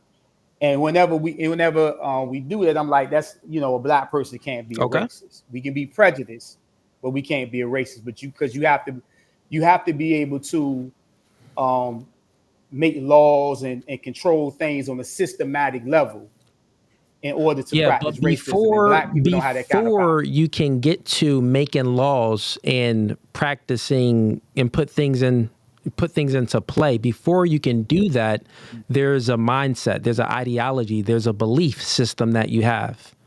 And influence creates thinking, thinking creates behavior. There's not one person that thinks something, like actually where it's like it's not okay, we have thoughts and we don't act on thoughts, but I mean like the things that actually influence you and you're thinking about it, bro, there's a high probability that you're going to act on the things that you are thinking about, not thought about, but the things that you are actively thinking about. There's a high probability that you will act on it. So let's make it all make sense. If someone has a mental mindset and a belief system that they believe that they are a superior race based off that, they only are superior based off ethnicity, and other ethnicities are below them. Right? If they have the opportunity, there's going to be a high probability that they're going to act on the opportunity and they could oppress other people. With that being said, though, go ahead. Let's play it with the white man. Now, at the end of the day, when we're having these discussions and we're looking like back in history, at the end of the day, it's very simple. The way I conceptualize things is not even about race. Like the reason why we were enslaved, I don't even think it had solely to do with race and all of this stuff. No, it's very simple. The world doesn't operate off of this, I'm going to oppress you because of this little. Now, there are some things and there are some evil characters that actually do bad things. Yes. But if you lose the competition, life is a competition. That's what it's about. So if you lose the competition, automatically you can feel that you're oppressed. Oh, I lost the competition. It wasn't fair. That's just a thought that you can have. Now let's just take this further. Now let's say if the person that won the competition, let's say that they throw it in your face like, yeah, nigga, I got the trophy now. Then you're really gonna feel like, okay, dang. Oh, this isn't fair. You could have that mindset. Or you can think, and that's the oppression mindset. That's the victim mindset. Or you can think, he got the best of me. I got to do better. I gotta look at what I've done wrong so they can't beat me again. That's the competition mindset. So 1 second. So the private chat keeps popping up. Is there any way I can stop that from popping up? Nah, when they get that commenting, it's just gonna keep popping up. I'll bring some more people up too. I got you. But go ahead, man. Yeah. No big deal. So basically everything is about race. So that's another misconception that black people don't want to deal with. Everything is about race. The white man circumnavigated the globe and found out that he's 10% of the world's population. Because see, people think that racism is just about calling people names and black folks being hung in trees. That is a part of it. That was a part of it in this country, and it still goes on now. You got sundown towns, you got black folks still being hung mysteriously and all of that, right? But from a global perspective, white folks realized that they are the global minority, and they had to create a racism or white supremacist system to keep control, right? That's not only in the United States of America, that's a global situation. Right? Let's break this down of what you just said, right? So you said that white people, they felt like, and they noticed that they are a minority. So that's not a feel. They knew that. Let's say that they knew it. They felt it. It was there. It was a reality that we are the minority, our race, our nation, right? That's really what it is. So we are a minority in this world. We have to take over so we won't be a minority. Now, Now let's basically. just speak about this. Let's say that, I'll grant it to you. Let's say that they have this mindset that we have to take over so we're not a minority. How can, the only way that they can take over is if we lose the competition, meaning that when war breaks out and things happen, we would have to lose in order for them to take over, right? That's the only way they can take over, meaning that they was prioritizing military over a lot of things. They were prioritizing weaponry and a whole lot of other things over, us in Africa is prioritizing spirituality and how we feel and all of these other things. I'm not saying that that's what we did, but you get what I'm saying. I'm not saying that that was the main focus, but it is a fact that they prioritize military and protecting their infrastructure over we prioritize military and protecting our infrastructure. That will be a fact, because if it isn't a fact, then we wouldn't have got taken over by our own people in Africa, and then by the colonizers. So what I'm saying is, at the end of the day, we all have different belief systems. There's always a motive to things. The only way to actually get whatever motive we have done, we would have to outcompete the person. That's the only way. Well, and that's true, but the thing, it's a lot of sabotaging going on, and that's what the European has. That's what he has done throughout centuries. He sabotaged. No, listen, right? There was always, but the thing is, there's always sabotaging. Listen, man, there was sabotaging going on in Africa. We were Africans enslaved other Africans. Well, you can't, which is truly, Africa was never together as a continent. It was separated with many nations, many countries. Well, yeah, you always had wars and things like that. It's always a tribe that's trying to sabotage another tribe, to take over another tribe. Don't you feel like the tribe that lost that battle felt oppressed? We're talking about, but again, racism is a global phenomenon. Yeah, but right? I'm speaking about how it even gets there. Like, how would it even get there? The only way that it would get there is not about oppressing. The only way that it would get there is because the reality, it's all a competition, because we already lost the competition in our own continent. So if you can't think about, real quick, I'm trying to get to the point of to make people understand, even you in a chat. If you just take away race, take away the color and the way you perceive people with different colors. Let's think about nations, and then what does nations embody? Nations embody government and laws and stuff like that. Ideology, what you believe in, your epistemology, right? Your morals and stuff like that is governed by that. And then what does that creates order and that creates order and infrastructure, law and order and stuff. And then you have a nation, and then there's many nations. And all nations, they want to protect themselves. That's just a fact. They want to survive, let's say. There's some nations that prioritize protecting themselves that's like the main priority. If you look in Numbers in the Bible, the first thing that God told Moses, the first number he told Moses to number people, number the men, and all of those men go into the military. Because you have to prioritize what you are building. You have to prioritize protecting what you are building. Right. That's masculinity. Masculinity is protecting. What I'm saying is, which is true, Black people in Africa, all of them nations, the nations would battle one another. They would have wars. Some nations would lose, other nations would win. The nations that lost, I'm sure that some people in their mind had the victim mindset, and they felt like they were oppressed by other nations that are Black Africans. We're talking. So I laid in real quick. But then there's other people that view it in reality. Yeah, we lost, and now we in some chains, and now we got to work for these other Black people. But the reality is, we just didn't prioritize the right things. This is why we failed. This is why they won and we fell, because we didn't prioritize the right things. We didn't work hard enough to protect what we love. That's the reality. Now let's just include race into it, and let's include the victim mindset.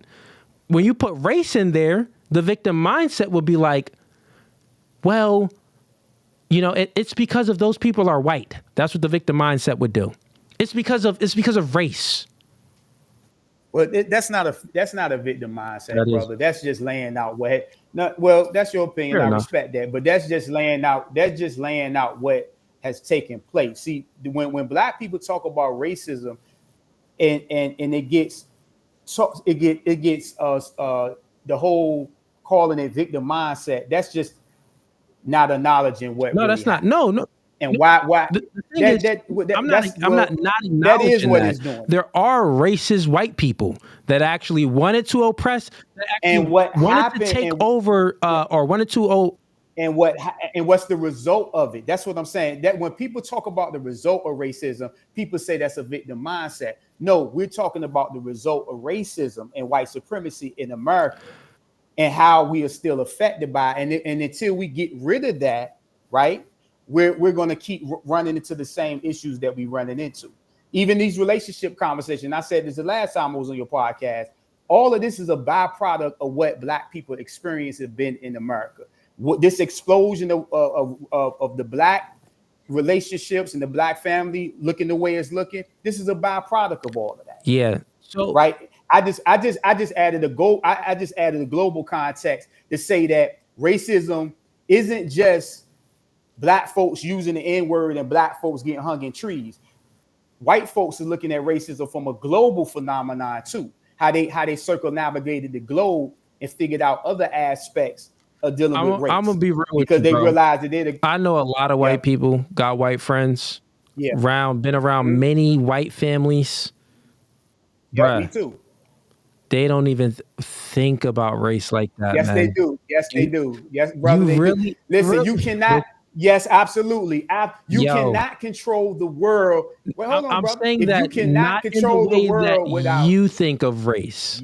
you cannot control the world if you don't talk No. about racism. Where you at right now? What state you in? I'm in Jersey. Okay, so they dealt with gentrification. You can't talk about racism and do gentrification. You have to talk about racism to complete gentrification. I'm in Washington, D.C. Outside of Harlem and maybe California. This is the most gentrified area in the country. You have to talk about race. How can when you just brought up the example of gentrification. Yeah. So these are rural areas, cities. It's cities where, the county or government or whatever puts money into some sector of the city it's much less expensive. So they're going to buy out the homes, they're going to buy out the little markets, they're going to buy out and they're going to gentrify everything and have their own businesses and stuff there. So you mean to tell me that if let's just reverse it. If you were in a position of having some resources and you were an entrepreneur and you wanted to buy some property, that you wouldn't buy property in the areas where it's cheaper? I would buy properties in areas that's and cheaper. When you buy the property in the areas because we got to have a logical discussion about this. When you 100%. buy areas, and when you buy property in the areas that's cheaper, you would be putting your own businesses and you would be running it the way you run it, not the way the people ran it in that area because it's your business, right? Okay. Right. That's gentrification. You would actually do the same thing the white man did. That's okay. So we know. Come on, if you in Jersey, brother, know that's not. Listen. What I'm trying to say is, this is called open market capitalism. It's capitalism, man. It's people. Listen, when you raise up people's taxes. Okay. If you got bread. Let's just speak about it logically. We just said, have you ever bought a home or any property? Yes, I live in one cool. now. So if you bought a home or and I'm in the Cool. city. If you bought a home or if you bought any property and you actually investing into buying property, you want to get the property at a good cause. You get what I'm saying? Yeah. So what I'm telling you is investors, people with money, would see a city. Oh man, this area over here, this building ain't really being used for nothing. We could purchase this. We could purchase that. So even when they're gentrifying everything, as you would say, there's pros. But like this. What I'm saying is this: there's pros and cons to all of it. Like you just said that you would buy a home in a that's cheaper in a impoverished area. You would. Yes. So there's the pro is that hey, it's cheaper regardless of wherever. The con is the people. It's pros and cons to everything. That's what I'm saying. The con is the building that you just purchased. Let's say it used to be a Chinese store, because it was all Chinese people in this area. Real quick, it's just an example. You bought this. You bought out this Chinese building, and it's all Chinese people living in this area. And you make it. You make it some a shop of a skating ring or something like that, or anything that you wanted. So when you buy this out, you don't think that the people that's in that area is gonna feel some type of way, like, come on, like they just bought. I love this. I love this Chinese restaurant. Yeah, they're gonna feel. They're gonna feel some. They're gonna feel some cons to it. Especially when systematically, again, right? These all of these cities, Jersey, DC, all of these cities could not get funding, right, to buy those same buildings. Their properties were essentially devalued. I agree with it was redlining and stuff in the area. That was systematic racism and white supremacy. That's what I agree with those parts. All I'm saying is this. My argument is, and that's racism. And the redlining is racist. Yeah, we know about that. if you can't get certain loans and devaluing people's property and using eminent domain to take people's property and making sure certain areas that's a different type of debate there, my friend, because no, it's all tied into. It's all a byproduct of systematic racism and white supremacy. Well, it's hard to say. I wouldn't grant that to you, that devaluing the property, because listen, man, if put it like this, it's how we perceive things. You are a moral, let's just hypothetically, you are a moral, upstanding, good guy. You don't really listen to hip hop music. You don't indulge into this type of culture. Your culture, you listen to like jazz, you listen to classical music, and I mean, you wear a suit every day. In your area, you were raised and born in the suburbs. Then there's another area, and most of these people. What I'm saying is stereotypes is rooted in some truth, right? So it's just this is how the human beings we perceive things. If most black people, our culture that we created is talking about robbing, stealing, selling drugs, and girls twerking and stuff like that, other people that's viewing the culture is going to be like, well, that's their culture. I don't really want to be involved in that culture. So if I see someone that it looks like that they came from that culture and it's that property over there and it's all of these properties with these people, I don't see the value can't be that high if but they don't go to the value of the property. Okay, good property, but what it's surrounded by, the culture that the property is in, would have an effect on the value. That's what I'm saying. The culture that the property is in would have an effect on the value. So, okay, would a price of a mansion in the hood in New Jersey be the same price of a mansion in the suburbs and somewhere in Pennsylvania? Well, no, because you got to live in that house around these people and this culture. So obviously the value is going to be different because we perceive things different. And so what about the black couples that have done this on several occasions and has sent someone in to pretend like they own the property? This has happened on several occasions, and the property gets valued higher than I've seen that. That is right. Absolutely, we heard these are in quote unquote good neighborhoods. That would be my point of the stereotype. So you would operate like that too. No, I would not. I would not deliberately devalue someone's house which you know how much You money is just being said that. robbed Real from quick, real black quick. people. No. Buying something at a lower price that is already dilapidated or something like that is one thing versus coming in and deliberately devaluing someone's home, snatching No, what you perceive. $300,000 from What I'm it. That's two what I'm different saying things. is this: if you got two houses, house A, house B, and both of the houses are equal. They're the same house, 100% the same. Okay. Nothing is different about these houses. One house is in an area where the culture doesn't align with your culture. Brother Doesn't Cooler. align with your culture and your values. The other house does align with your culture and your values. Which one is more valuable to you? The one that aligns with my culture and my values. Perception, stereotype. So when a white, and this is not to justify it. I'm not trying to justify this happening. No, you're trying to make your point. I'm making a point of this is a human experience. This is something that's just, it's like nepotism. This is something that's just gonna happen, bro. So what I'm talking about, we're talking about systemic racism and white supremacy. I said a black person can't be that because we don't have the power to do so. And then we went into we went into a lot of different things. And you said that the only reason why they can't do that is because they don't have any power. It's systematically right. So we're here. My point is, you know how much. Let me just say this. Do you know how much wealth has been snatched systematically from black people through real estate, through them devaluing our properties? Now, I'm not talking about the community was all cracked out and everything was abandoned.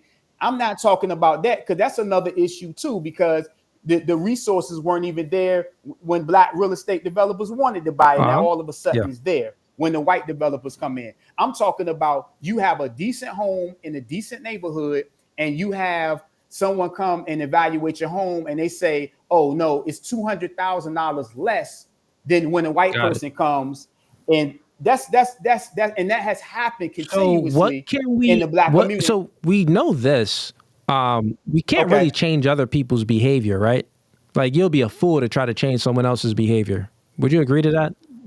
That would be correct. Cool. So you can't change someone else's behavior, meaning that you can't change how someone else perceives you. To a degree, I mean, you can try to work on that by changing your own. The only thing that you can do is the only thing that you can do to try to change the way someone views you is by changing your behaviors and also how you view yourself, meaning that to act better and act more upstanding and morally good. But the reality from a tangible level, like, is not tangible to actually change someone else's behavior. You can only change your behavior. So my question for you is, instead of complaining about it, because we all know these things. We know these things. That's not a complaint. We can go through the history lessons. We all know these things. My question for you is, what do we do about it?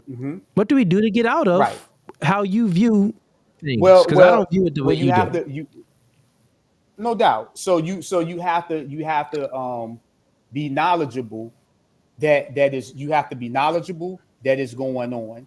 You have to look at the laws and the rights and the codes of that city, so you can damn near know the value of your own place. So when people come in and they try to devalue your place, you've already basically valued your own home, and then you can show it to them. And maybe you can hold them to some type of a legal situation, or standard.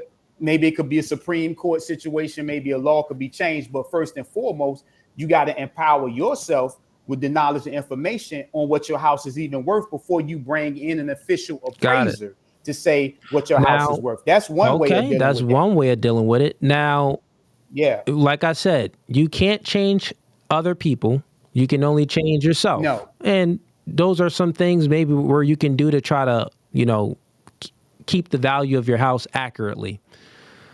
Now, what if, because like we're speaking about, it's coming from a black man, black culture, stereotypes. I don't really think it's worth this much. I think it's worth less. Because that's what's going to happen. So then what? Can you change that or no? So you saying so you wait? Well, I'm not quite understanding. Think about it. You gave the example, which is true. I heard the story in it. They did this practice multiple times where they had a lot of black. They had a home, same home. It was a lot of black pictures, same home. And the person came out and it was appraised at some other, some price. Then it was the same home. They took away all the pictures and black pictures and they put up white pictures and it was appraised at a higher price. So this is we're speaking. We're having a deep conversation. We're speaking about how people perceive black people, how outsiders, other races perceive black people. How can you change how other people perceive black people? Mm-hmm. Well, you can't necessarily change it, but what you can change is how we treat and value our own stuff, because this is what happened throughout the years. When we value our own stuff, right? Then the European comes and say, that's interesting. They took that little piece of something and turned it into this. Now I want it. If they're not willing to sell it to me, then I'm going to take it through eminent domain. So one of the ways is black folks have to value the things that they have, right? I don't care where it's at. If it's in the hood, what is perceived to be and the by hood. Value, you mean keep it upright. Keep your neighborhoods, no violence and guns and drugs and have dirty streets. You got to value what you have. That I can agree with 100%. So that means that you have to actually, in order to value, let's peel the layer back though. In order to, I'm going to add this too, and not always running to white folks.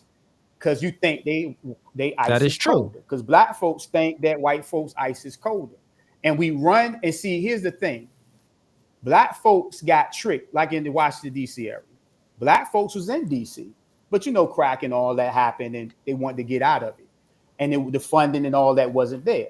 So black folks got money and they moved to Prince George's County.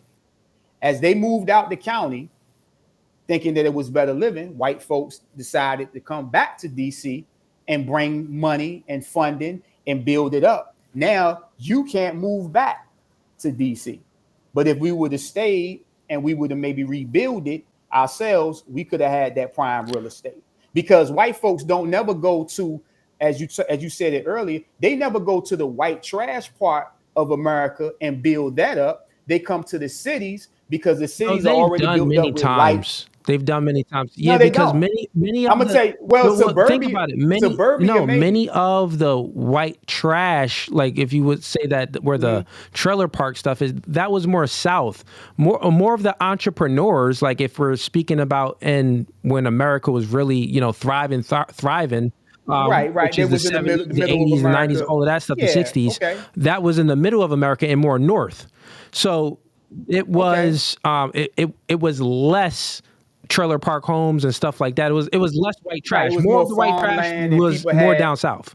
Now, it's not to say that if there wasn't any white trash up north. Yeah, it was still some white trash up north too. But where they come back to the cities because the cities already have the metro systems, the transportation the bus systems lines, and stuff like that. Yeah, transportation systems. So they just came real quick. Let's have a deep discussion about this. So you said, okay, we would need to value our property and value our neighborhoods, and we value it by keeping it upright and keeping things in order, and not having trash all over the streets and keeping our homes and upstanding and in good condition. Right. That's good. But how do we get there? The answer is that we would need to first change how we think.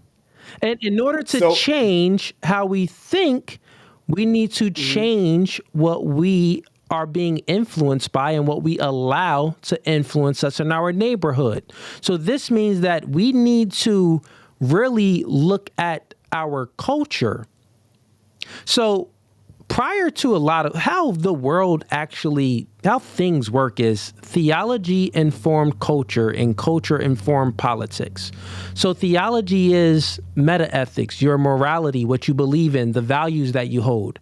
That would inform the culture, meaning that would influence the culture.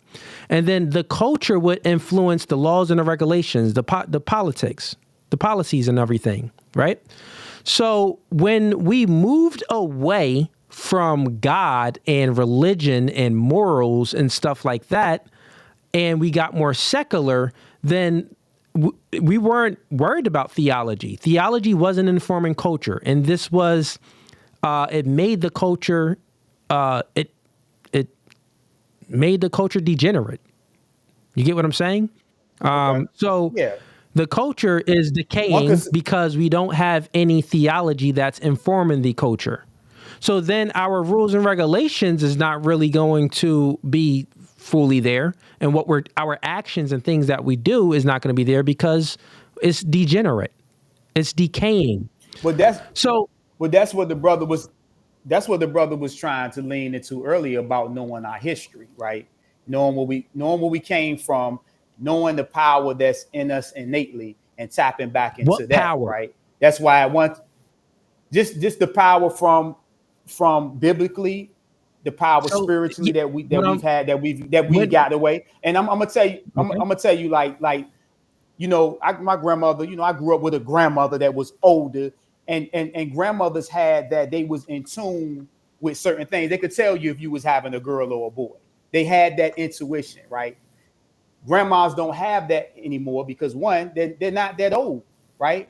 They don't tap into that spirituality anymore, right? So these are little things that Black folks had at a time that we don't really tap into anymore. We could, if we went deeper, we could, but we don't anymore.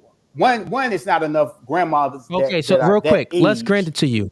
Yeah. What we did before, right? We did tap into our, let's say, the spirits, and we were grandma was able to be more intuitive. Guess what? Yes. We still was enslaved by other Black people and also enslaved by white people. So what the freak did it do for us? Nothing. The thing is this, brother, trying to go back to get some, listen, quick, trying to go back to find some answers to something. Listen, if your ancestors was freaking enslaved, obviously they were enslaved for a reason because they lost the competition, which means that they weren't, which means that they wasn't prioritizing the right things. Now, we can say we could go back and learn from their mistakes. It's very simple. Yeah. Prioritize infrastructure. Don't prioritize whatever this hooky, spooky spirituality junk. What the freak does that do for putting money in my pockets and upholding and having good, upstanding morals and not leading our sons to prison and our daughters to the stripper pole? That junk ain't gonna do anything. Listen, man, the thing is this, bro. Life is a competition. You spoke about power from the culture. The thing is, if the culture had any power, right, it would have got passed down. If anything that was powerful, it would have got passed down. Like if we got corrupted. The reason why it didn't pass down because it was taken over, which means that the power of the culture wasn't even strong enough. That means that, guess what? Just think about it. Another culture let's just use your terms. So there's a white culture, and this white culture gets power from their culture. There's a racism. Let's just finish. There's a Black culture, and the Black culture gets power from their culture. Now, when these two battle, whichever culture loses, their power was relinquished, meaning that the power wasn't strong enough to take over the other culture. So what I'm saying is, thousands of years ago, obviously, the power of the culture wasn't that strong. Because if it was strong, we would have still had it. We would have been the ones on top. So here's what I'm saying. Forget about thinking about that, because that doesn't do anything. You get no power by thinking about, well, let's try to think about what kind of power did they do have. What I'm saying is this. You're dealing with it. You're dealing with what I'm saying devil. is this. Great, man. We are dealing with many type of evil spirits. But listen, let me land my plane. What I'm saying is this. What we need to focus on is the currently. If you live in the past, let's just think about how the mind works. This is profound. I said it before. Think about how the mind works. If you are thinking about the present, you'll be more happy. You'll be more balanced. You'll be able to really experience what the current, you'll be able to get out of everything what the current is offering.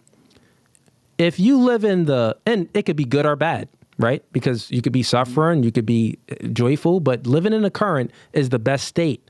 If you're living in the past, that creates depression. If you're living in a future, if your mind is going in the future, that creates anxiety. So real quick, let's just use how the natural human mind actually works. So if you are a black man today and you're thinking about the past of ancestors and all of these things, how, this wasn't right, this and this, it will create depression. And the type of depression it creates is the victim mindset, because you'll start to think that things aren't fair and I'm owed this. Oh, well, I'm in a situation because I'm in a situation because someone oppressed me. That's where your mind would start to go, because it's a depressing type of mindset. So you need to have some balance in the present. And what I'm saying is, power from the culture in the past ain't doing nothing. We need to create power in the culture today. That's what I'm saying. We need to create power in the culture today. How do we create power in the culture today? I'll give you all the answers. Guess what? First, we got to prioritize family, and we got to stop thinking about race. I don't care. Listen, I don't care if it's my grandma. If you don't share the same values, I ain't rocking with you. All skin folk ain't kinfolk. If we don't hold the same values, I'm not rocking with you. I'm not having you around my space and around my loved ones. I'm gonna keep you at a distance, my nigga. You don't share my values. So it's not about color. It's not even about the race. In today's time, it's not. In today's time, everything is about listen, race, man. brother. If you can keep in America, everything. In America, you can keep thinking that way, and that's how the past. That's like how people thought before, but it's not going to lead. It's only going to lead you astray. It's going to lead you down the wrong path. But let me just finish my train of thought real quick. Let me finish my train of thought. What I'm saying is how we need to create power today. How we do that is prioritizing a nuclear family, because we need fathers in the household.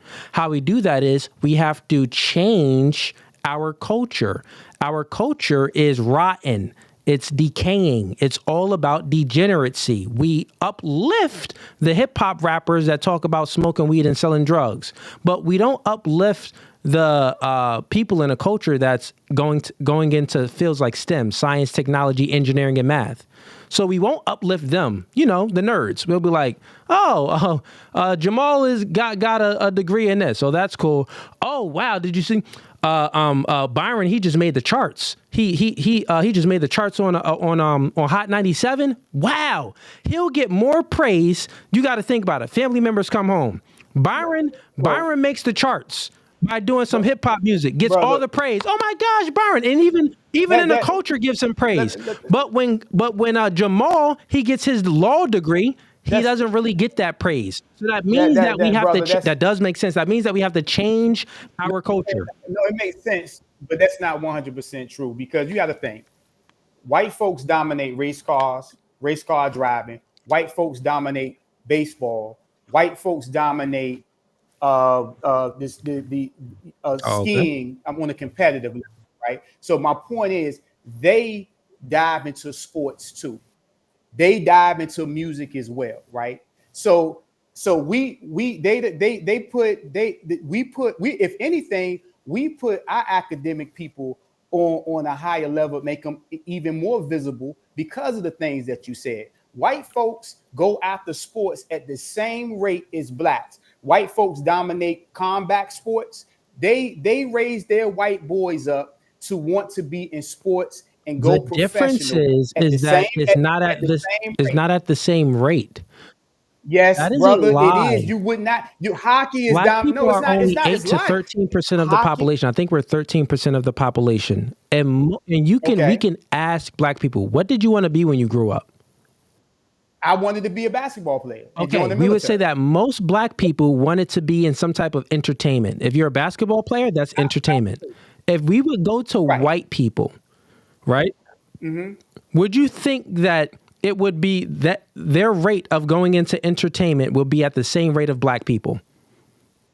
You would think that. So you would think that most white people would be like, well, yeah, I want to go into, let's just grant it to you. So real quick, you can't have Hollywood. You couldn't. Let's grant it. I'll actually grant your argument. Right. Let's say it's equal. Okay. So we have, this is not true statistics. I'm just doing this for an example. Right. Let's say there's for the sake of argument, 1 million black people and there's 5 million whites. No, we're doing 5 million whites because there's more white people in America than there are black people. So let's say if half of white people going into entertainment, that's 2.5 million white people going into entertainment. And then that's the other 2.5 million going into STEM, science, technology, engineering, and math, right? And being doctors and lawyers and stuff like that. Now, let's say the 1 million black people, let's say that half, which is 500,000, goes into entertainment. The other 500,000 goes into science, technology, engineering, and math. We are still outnumbered by the people that went, by the white people, because more of them still went into science, technology, engineering, and math. You get what I'm saying? So you have to look, stop it real quick. So the point that I'm making is this. The point that I'm making is this. Even when you look at it, and we're speaking realistic about things, the white culture is not fully surrounded by degenerate entertainment. That's the thing. Like, there's not a white, it's not fully surrounded. Like, our culture is like almost fully surrounded by degeneracy. What about heavy metal? What about, what about fully surrounded by that though? It's not, no, but that's a subculture of the. Yes, that's a. You're not getting what I'm saying. Like, bro, literally, black culture is hip hop. It's hip hop. Is hip hop has a heavy influence. And what is the majority of hip hop? The majority of hip hop is, well, now what it is, it's degeneracies. Girls twerking, dudes selling drugs, talking about selling drugs, or doing drugs, or talking about gangbanging and gangs and stuff. So most black men are not in prison. So most black men are not in prison, even with the influence. Even with what you're saying. What I'm saying is the numbers isn't there, bro. So you're trying to. Go ahead. So what I'm saying is, even with what you said, it's still not affecting the black community, even with that influence. More brothers and sisters are going to college, are in businesses like yourself, got YouTube channels, and all of that. Brothers ain't selling drugs. Brothers ain't in and out of prison like talking about it. Not like 20, 30 years ago. So even with that same influence, we're separating that from entertainment versus real life. So I know we throw that out there, but that's not true. Listen, man, that is true. Thanks for the statistic. 70% of urban neighborhoods lack father figures. Yeah, like it that has nothing to do with what the point we're making right now. Influence when you got a father in a household to help. Hip hop has nothing to do with why fathers are not in the house. No, I'm not saying hip hop has something to do with why fathers are not in the house. What I'm saying is, I would actually say hip hop is probably a reason to that. I would actually disagree with that. I would say that the culture itself, like, if we're being honest, fathers weren't in the house. If we're being honest real quick, let's put everything in, because let's have a logical discussion and an honest one. Since we're speaking about 100%. That's all I know how to do. Let's just be honest. 100%. What is black culture? That's so vague, man. It I isn't vague. can't. I Okay, so mean, what I'm trying to get at yeah. here. I mean, not vague, not vague, but it's so. What encompasses black culture? We would have to say you would put. I mean, well, music, language, religion, the way we do things, cooking. Cookouts, cooking, the electric slide, not to just okay. So then we would say that the dancing, but just things that come with being got black. it. So we would say that the virtuous things or the good things that comes from black culture is religion. Yeah, HBCUs. Okay, we got religion. Right. We got we got the HBCUs. Okay, we got those are the good things. Right. Okay, real quick. We have things that we created, things that we invented. We invented damn near everything. Oh, okay. I'm just speaking about the culture though. So okay, we got that. Now those would be some positive things. Now, what would be the negative thing? The question that I'm asking, do you think that black culture, is it more positive things or more negative things in black culture? I think it's more positive. Okay, what? Time out. We're doing got to say what? Okay. If there's more positive things in black culture and culture would inform how we act and how we operate in society, then why are there's so much degeneracy? That's because they're only highlighting that. Well, that's what I'm speaking about. Why. So what actually is getting highlighted the most? That's what I'm saying, bro. We praise the hip hop rappers rather than praise the people. No, when I say highlight, that's highlighting. We highlight hip hop rather than highlighting the doctors and the lawyers.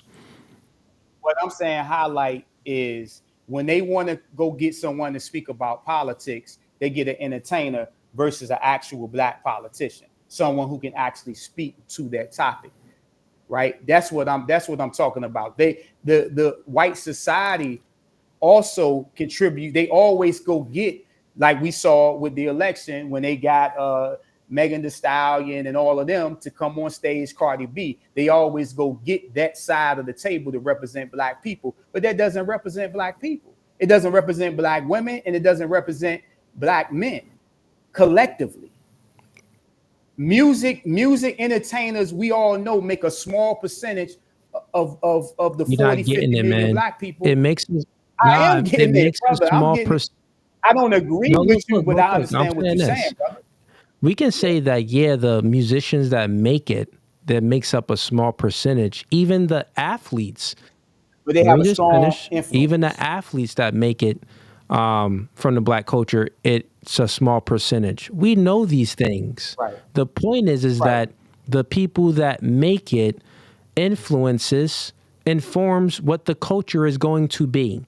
The people that the people that make it I'm agreeing with you, informs what the culture is going to be. So this means that the culture is being informed by entertainment, like I said, athletes, hip hop music, and stuff like that. That's what I'm saying. Up to what age though? So we have to talk about that because I mean, you're saying up to what age? We could say, I guess age matters to a degree. Let's say all the way from 12 years old to, or even before 12 nowadays, because kids be on TikTok watching them mad young, all the way 100%. Up to 30s and 40s.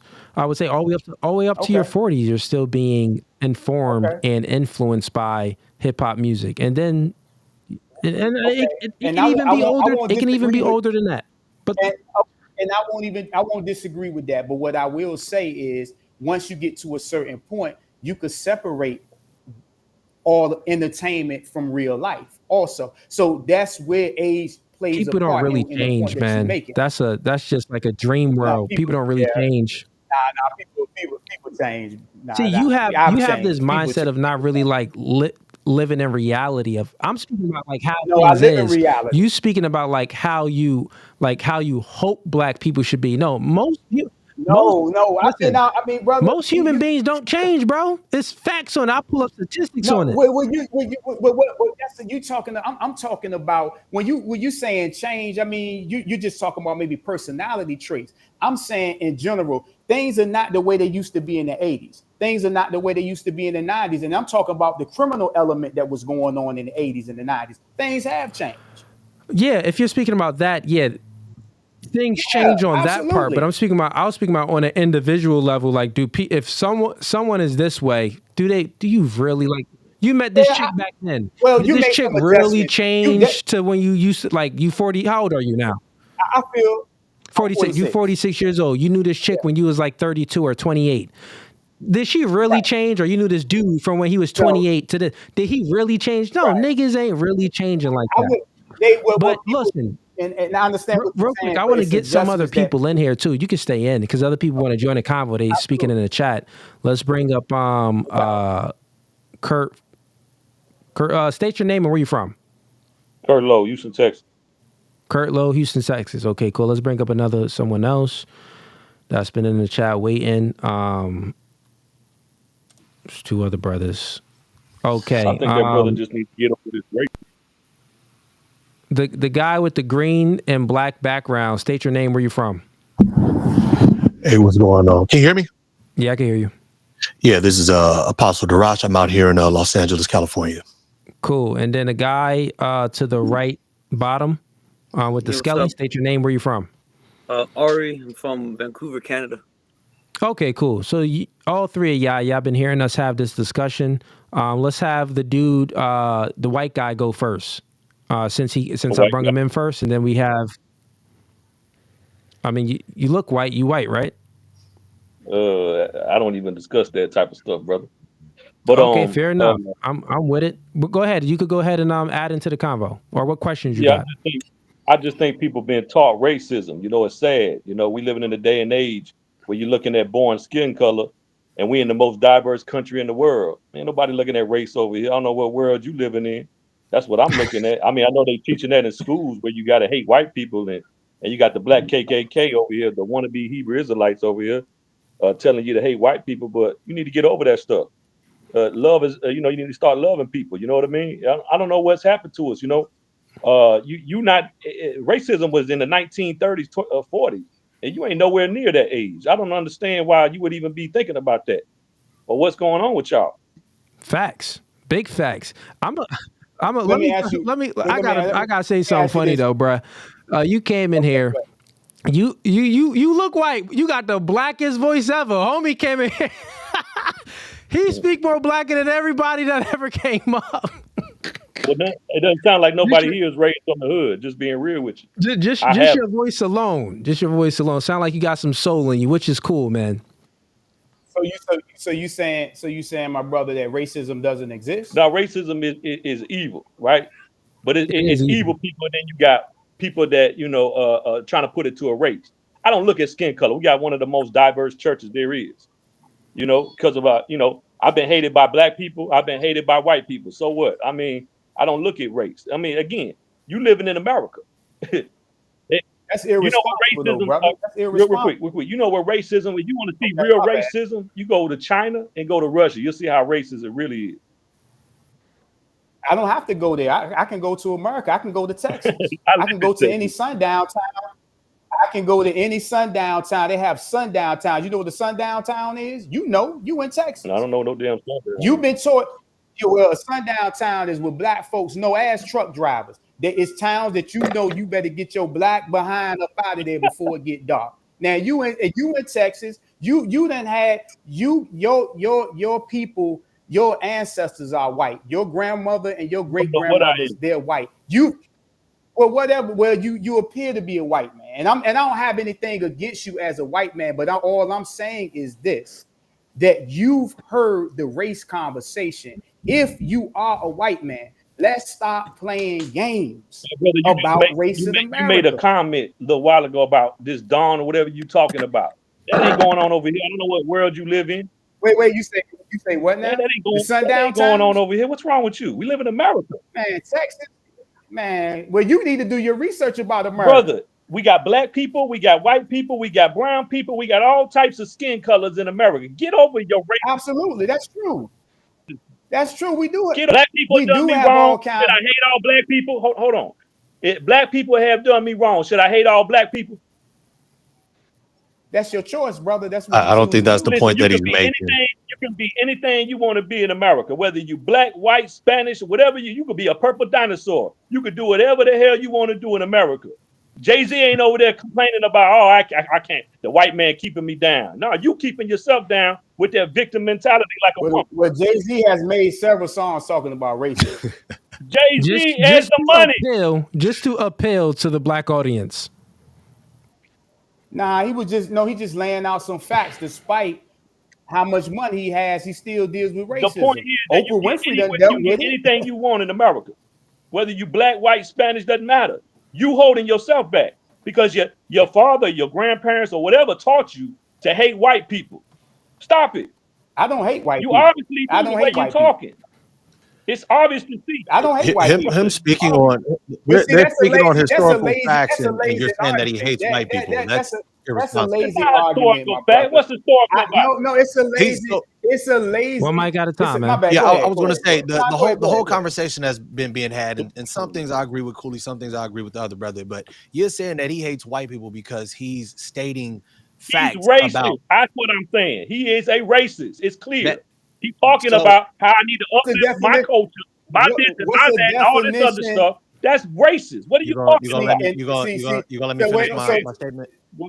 So this is when a white man comes in a space not like even this white, and disrupts it. This is what the white man has done throughout the world. When you appear to be white, I don't care what. And you won't tell your nationality. White. Is he white? You appear well. You have You're people. a big time you fool looking at race, skin color. Well, Mike got a time. Well, Mike got a time. Yo, skin color. Well, Mike got a time. That would pretend to be you have people that would pretend to be black, right? Pretend to be white, but they were black. So I don't know. Brother, you ain't from the hood. You couldn't tell me about nothing. You couldn't tell me about nothing. Brother, you don't know where I'm from. You ain't from the hood. I'm not about to get into it. You don't know that though, brother. You don't know that. I know you don't know where I'm from. The back of my hand. You don't know where I'm okay, from. I'm not about to feed into. Let's have some decorum real quick, fellas. Real quick. Real quick, fellas. Let's get things back on topic. Why is that even? Yo. Let's get things back on topic real quick. So blaming white people for your problems. Get back. Yo, my man. Let's get things back on. One mic at a time. Listen real quick. So the conversation that me and his brother was having was pretty much surrounded by. I asked him some questions. He's harping on race. That is true. You are harping on race. When we had the conversation, you're appealing. All of your appeals was to, well, the white man oppressed us. The white man did this. The white man did that. Now, it's not to say that some of the things that you said wasn't true. Did white people redline and enslave black people and have some systematic things going on back then? For sure, I granted those things. But we're speaking about today.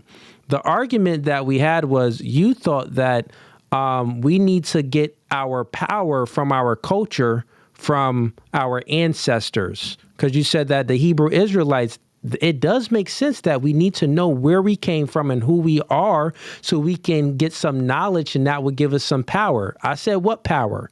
What power would help us today? You said, well, we had some spirituality power and our grandmothers had intuition to know what baby, what's the gender of the baby. This was just an example that you said. Let me finish. That's what you said, bro. I'm not lying. I actually wrote it down. That's why I know. Let me finish. Okay. Right?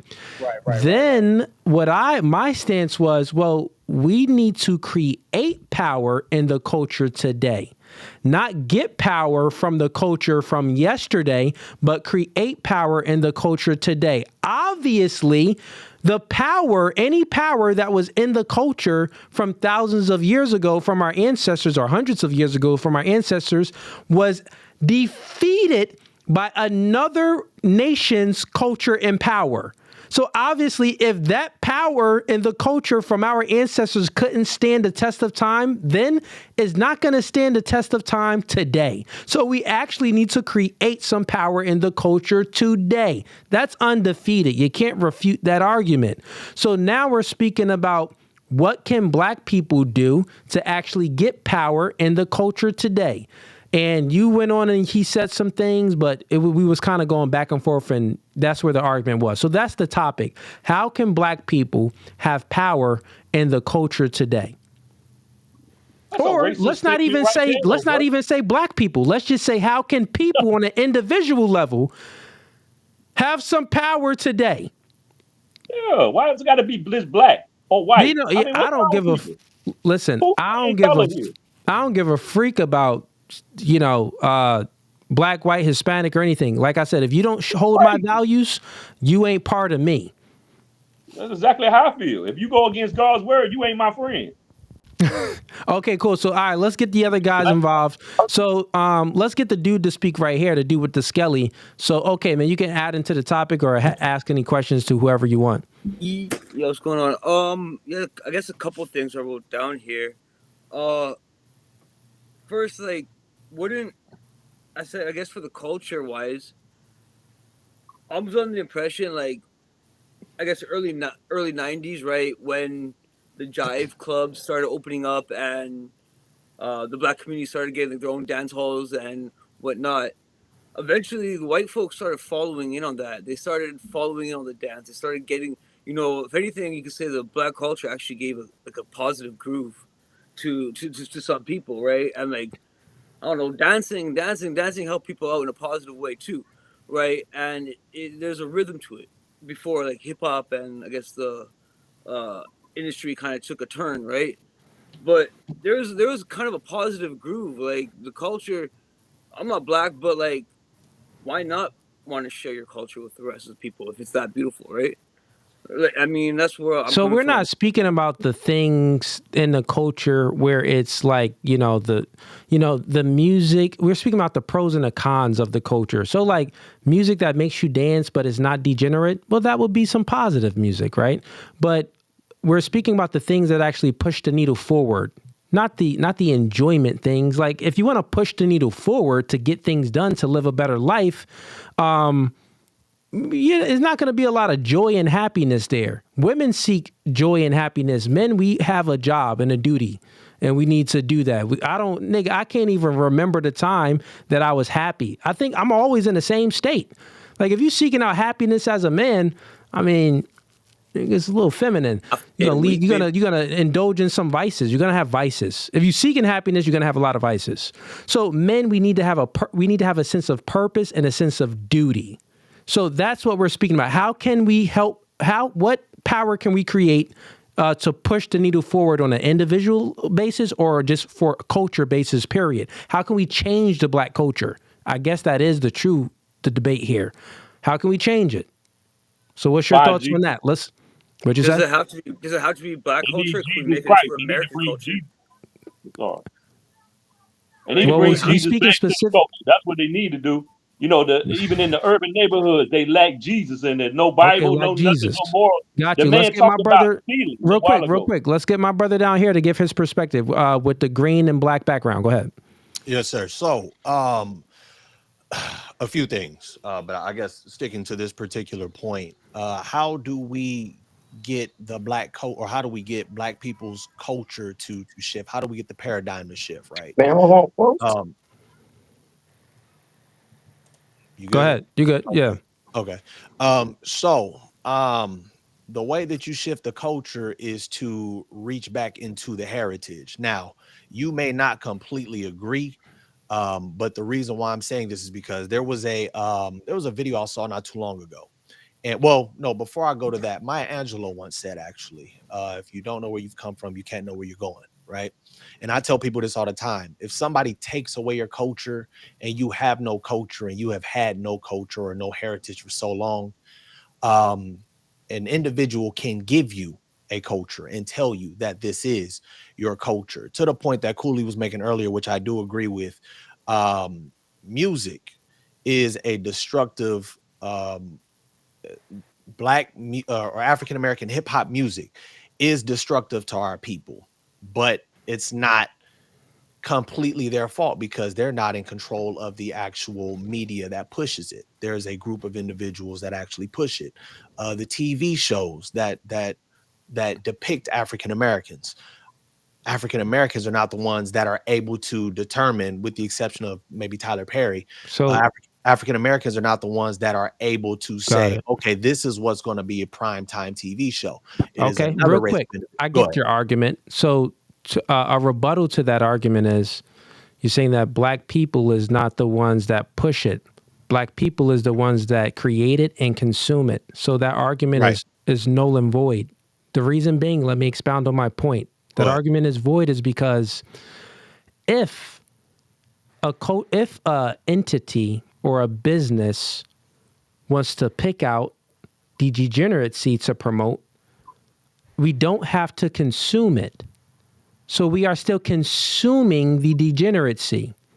You get what I'm saying? The reason why we are consuming degeneracy is because you got to go back to who's more susceptible to outside influences, men or women? Women. Okay, so if women are more susceptible to outside influences, we need to protect the women. And then besides women, we would say the next one is children. We would say that men are the strongest. We would say that men are the ones that give guidance and are the disciplinarians. But guess what's missing in our homes?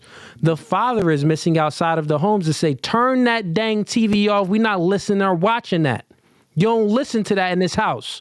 Amen. To instill some values. Exactly. The father is there to be a shield to protect the children from the negative influences and instill positive things. That's what the fathers are there for. So the reason why that argument is null and void is because guess what? We still are the ones that create it and consume it, but we don't have to create it. Guess what? And we don't have to consume it. And we can also protect. The reason why we consume it because we have no protectors. We have no fathers there. So when we look at this, it's like this, bro. There's white people that listen to hip hop music too. Yep. Right? There's white people that consume hip hop music. I'm sure that it influences some of them to indulge in some degeneracy, right? Right. Yeah, we got to say yes. But now if we look at it, there are more white fathers in the home than there are black fathers in the home. That's the difference. If you can give me another difference,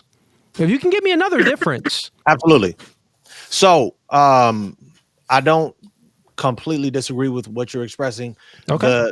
The thing is, so here's where and it's complex. I'm sure there's nuances in there for sure. There's a ton of nuances, and I want to give you an example of one, right? So when we listen to quote unquote black music or hip hop, right? The majority of the individuals that are the artists that are being pushed, the Glorillaz, the Sexy Reds, the King Vons, the Lil Durks, right? What we see, especially children, because the majority of the people that are being influenced by this music are the children, especially from social media, because now you have reels, you have shorts, you have viral TikToks and things of that nature. People are paying the influencers to play it, and it's getting stuck in these little kids' heads, right? Mm-hmm. So now, while I agree fathers should be in the home, sometimes they're not, but then also you have something completely, to a degree, out of their control to a certain extent when they go to school, right? When I was in school, I had real quick. Let me just button real quick. We picking up what you're putting down. 100% agree. There's meaning that there's always going to be, you got your kids in a home, but your kids are in school. They're being influenced by their peers. When the kids get out of school, they're getting influenced by their neighborhoods and stuff like that, right? So there's a lot of negative outside influences that's always trying to penetrate the child's mind. Not only just if the father can only do so much. The parents can only do so much. This is why you need a tight-knit community, right? This is why. So think about it. TikTok in China. That was going to take me to my. I was actually going to transition into that. TikTok in China, they don't even like show a lot of this degeneracy stuff on TikTok. It's banned. But in America, it's wide open. Like you can watch twerking videos and stuff. In China, you can't watch no freaking twerking videos. So that goes exactly to my point, right?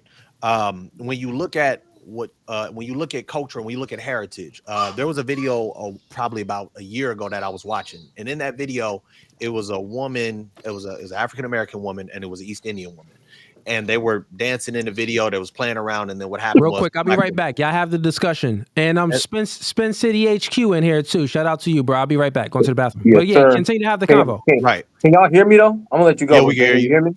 All right, go ahead, bro. And so what happened was the black girl, while they was dancing and playing around, she turned around and proceeded to twerk, and she was trying to get the East Indian woman to do it. The East Indian woman said, "No, we don't do that. We only do things like that for our husband." Now, why is that important? Because back to my point, when you have a culture and you have a heritage, there is a foundational standard that you have. So the African-American woman, like I've said so many times, I tell people this all the time. When you don't have a culture and you don't have a heritage, somebody's going to give it to you. So when you look at black culture, when you look at black heritage, it is nothing but destructive. Women twerking, women over-sexualizing themselves, men who are over-sexualizing women, men who don't want to be men, right? So the whole point of that is if you have a heritage and you know where you come from and you have a foundation, you will have a standard. So when we speak to how do we fix this, to the point of the brother with the gray or the white hoodie on, you have to go back to your spirituality. Why? Because for those that actually believe in the Bible and read the Bible, you will see that this Bible actually speaks to community, like Cooley was talking about. This Bible actually speaks to having an army to protect your community, as Cooley was talking about. The issue was, and the issue is, a lot of people deviated, those that do believe in the Bible. And by the way, I'm an Israelite, so I have a slightly different stand from both of you guys. So when you read the Bible speaks to that exact point. You need to have an army. The man needs to be in the house. The man needs to be the protector and the provider.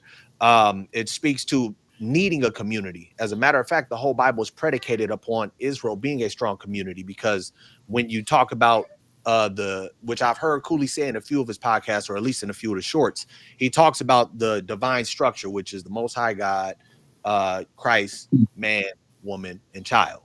If you have that, and you have the men doing what they're supposed to do, you will have a successful nuclear family. And in addition to that, if you abide by what the scriptures are telling you to do, you will have that army and that community structure to prevent outside influences from coming in. Brody, what if I don't believe in the Bible or anything that you just said, but I still live my life like going forward and building communities and building up my family? How would you explain that to me? Oh, no problem. So what is your moral foundational standard? Moral foundational standard. Because let me clarify, because if we're speaking about, okay, I'm building a community, right? Mm-hmm. In order to have a community, in order to have a nation, there has to be a constitution. In order for them to be a constitution, your constitution is your laws, the laws that are going to govern that community or that nation. How do you do that? And real quick, brother, before you get to that question, I got 5 more minutes left, man. I've been streaming for 3 hours. I'm gonna have to die down. But before we continue this, let's go ahead and get the likes up. Subscribe to the YouTube channel. Don't be a ninja watcher. Click that bell icon. All right, my bad, man. And you just asked him a question. Go ahead and state your question again. Yeah. So what I was saying was, if you decide to create a community. Can I say something? Hey, Cooley, can I say something? I got to get out of here, man. This is a waste. Yeah. You can dip, man. I appreciate you for coming in, Kurt Lowe. I'll have you back another time. I just wanted to add, go ahead, man. Ask your question.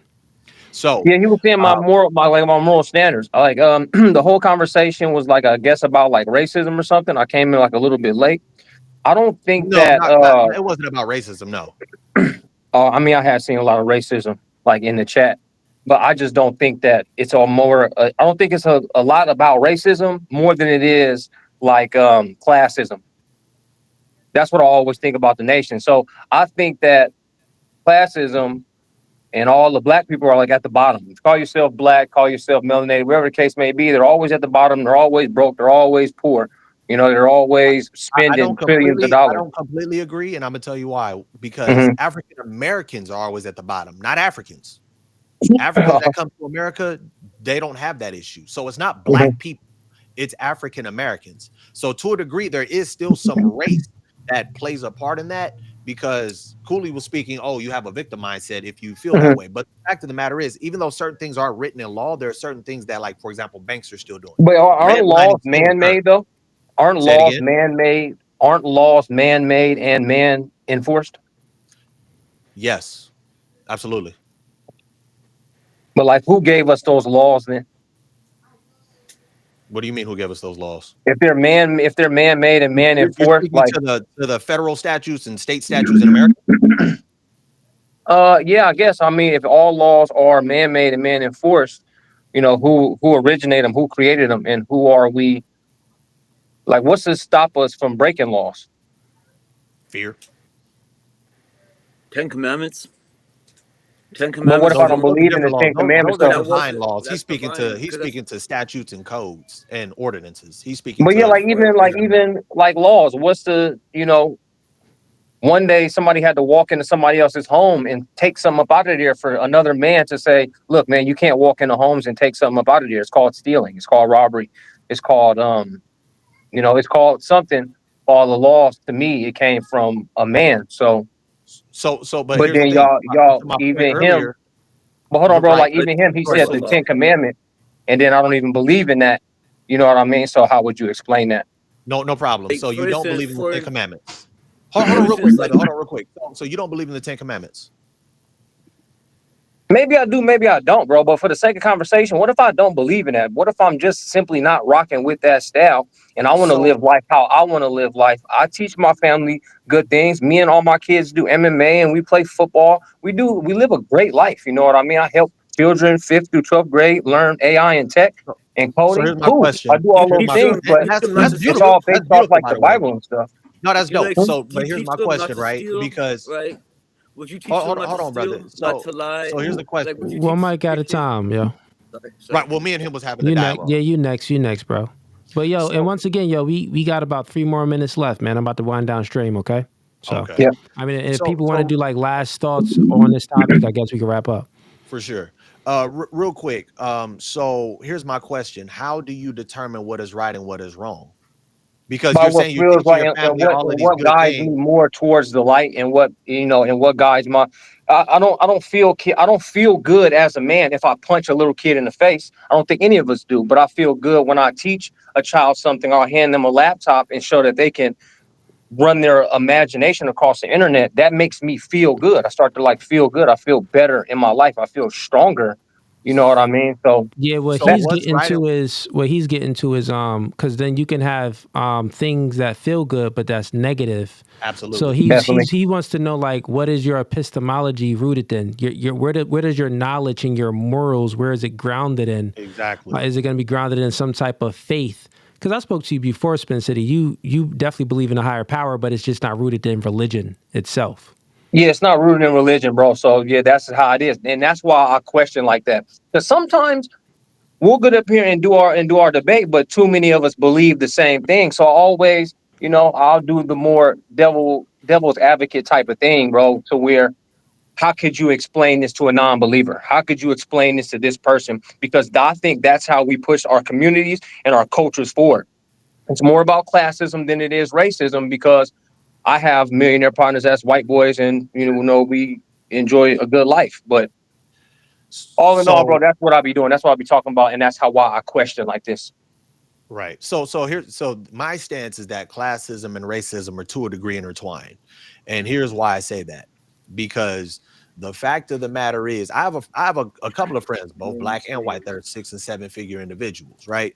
I have one particular friend that is a 7-figure individual, African American, and I have another individual friend, and they both went to the same particular bank. They were trying to get a loan for a house. Now, mind you, he had the money in his account, all of that good stuff. And for some weird reason, his bank refused to give him he had more than enough money for that particular house, but they refused to give him a loan. The same exact bank, another individual, Caucasian, makes much less than the African American. and they received the loan. Now, real quick, Richie, I see you came backstage. Richie, if you could hear me, what are you here to debate about? Write in the private chat what you here to debate about. Issa, I see you in here too. Write in a private chat what you're here to debate about. If it's something different or something unique, I guess I'll do the stream a little longer. If not, I'm gonna wrap up stream. But let me know. But I'm sorry, man. Go ahead. You can continue. All good. So this is why I'm telling you that racism and classism kind of intertwine. I can feel that. I just think that it's a low percentage of it happening. I mean, I just say that because, like, what state are you from? I'm in California. I'm in Los Angeles. Oh, I'm in California too, man. So I don't know how you could see that, man. It's racism and classism. Real quick, racism and classism it isn't intertwined. Now it can be intertwined. Yeah, it can be intertwined, but it can be intertwined to a degree, but it doesn't mean that, like, if you have classism, you're automatically going to have racism. Right. But what I was saying was the difference is this. The difference is this. If you have racism, you are automatically going to have classism. I'll repeat. If you have classism, you're not automatically going to have racism. Absolutely. But if you have racism is a byproduct. But if you have racism, you're automatically going to have classism. Right. And if you're saying that classism is a byproduct of racism, 100%. So you're saying that that's not wrong, and I'm the one doing all the questioning, Brody. So I don't know. Cooley is hitting on that, bro. Yeah, I'm spitting right now, nigga. What you talking about? Yeah, me off from spitting. Go ahead. Go ahead. No, so to the point of what we were talking about, because you asked, what if I don't believe in, I'm assuming the Bible, because from what Cooley said, you've been on this stage before, you believe in you're a theist. I just don't know to what degree. I don't know exactly what you believe in, but from what it sounds like, you're at bare minimum. I think that what everybody is calling God is an ultimate quantum mind, living billions of lives on the planet Earth to give back a story. If I say it short. So are you a deist or are you a theist? I don't know what none of that is, bro. So a deist is someone that believes that God created everything. You do believe in a God. A theist is someone that believes that God created everything and they actually have a relationship with human beings. I would think that if I heard the words that God made every man in his image, I think that maybe we're like a piece of God. Again, I think that the creator created this, because I told y'all before that I think life is a simulation, and I don't think time and schedules are real, and I don't think laws are real, because they're all man-made, and that's not how. Real quick. Let me butt in because I'm about to wrap up. I like the discussion, and Spin City, I know you got different views on things. So and I'm open to having people attack his worldview, just like I have y'all attack mine too. But let's do this another time. Let's do wrap ups real quick, man. My brother with the Skelly on, he didn't really get to speak, but let's just give your last thoughts, man, and wrap up. And the main conversation again was about, what can we do for Black culture to get us out the state that we're in. Right. I'm just gonna put, I guess, an input. Maybe take out the word Black and just one culture, right? Where why do we got to single out cultures? Maybe that's the problem, right? Why can't everybody kind of just get on it together as Americans? All skin folk ain't kin folk. Like what? It's mentality. Like, what if there was a Tarzan? Like, let's say this for culture-wise, there was a Tarzan situation, right? So you got, let's say, an Asian kid didn't know his Asian heritage, was found in Africa, right? I guess closed continent, was raised by those people, was raised in their ways. Now, would you say his culture is what kind of culture? Would it be a Black culture? Or would it be African culture? Right. So why can't we do that here? I don't really mess with the black and the white thing. Those are, like one of the Israelites has said, it's just colors out of a crayon box. So black and white to me, there's brown people, red people, yellow people. But then, that's just me being me, bro. I can't. Some people are white people, but some are Irish and some are from Great Britain or something. But we're just categorized as white people. Some people from Africa, some people are from Jamaica, some people are from North America. Oh, they're Black people. So I can't see all those cultures From going into one. Yo, just real quick to base on the you asked that Cap is God racist, and is it based off just black Israelites? God is The racist. thing is, like, my father, my father is from Israel. Like, I speak the natural tongue, and it's impossible when a man has been given a nation that will be the sum of the stars for it to be a single race, right? Like Abraham, he was promised a nation with the number of people like the stars. Not only that, King Solomon had 1,000 wives. That's more mixed up than changing soft to hard in H2O in a jar. You know what I mean? It just yo, real quick, man. We about to wrap up. We actually wrapping up right now. The Israelite guy, you welcome back next time because you ain't that. I want to really get into your knowledge there because you did say something that God is racist. So I guess I'll have you up again when I have some more people up. The guy in the middle with the Skelly, you came in here before. Good conversation, man. Much love to you. No doubt. And blessings to you and your family and everything you got going on. Spin City HQ, you know the vibes, brother. It's love. Yeah, I want to chop this up on Sunday. I want to. Yeah. We'll get to it on Sunday. Yo, but tune in. I'm having a girls podcast. I'm having probably 8 girls on the podcast this Friday. We only doing it like once or twice a month. So tune in this Friday, everybody. It's gonna be dope. The normal dating and relationship conversations, but we may get a chick. I don't be recruiting, so we may get a black Hebrew Israelite chick that come on. Who knows? Like Cooley, everything you saying is trash. I'm gonna send one your way. Send one my way. But listen, other than that, man, this podcast is no Fugazi. I appreciate y'all. I'm gonna go ahead and get y'all up out of the room for right now, man. Blessings to all y'all brothers.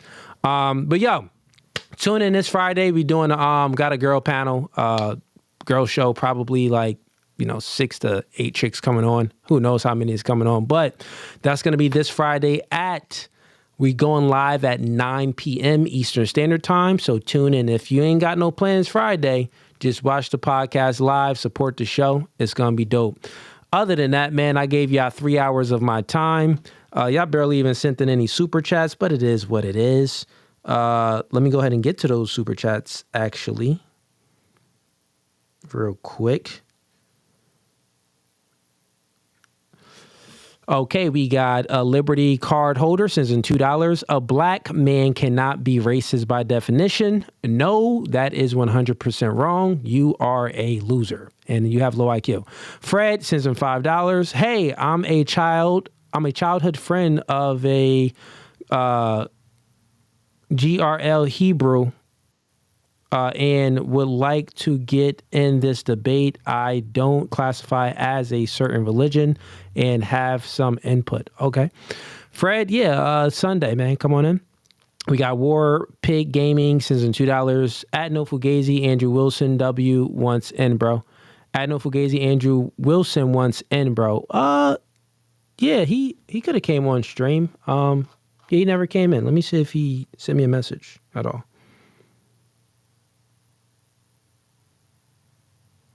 Oh, he did hit me up. Yeah, we're wrapping up. Actually, let me see something real quick.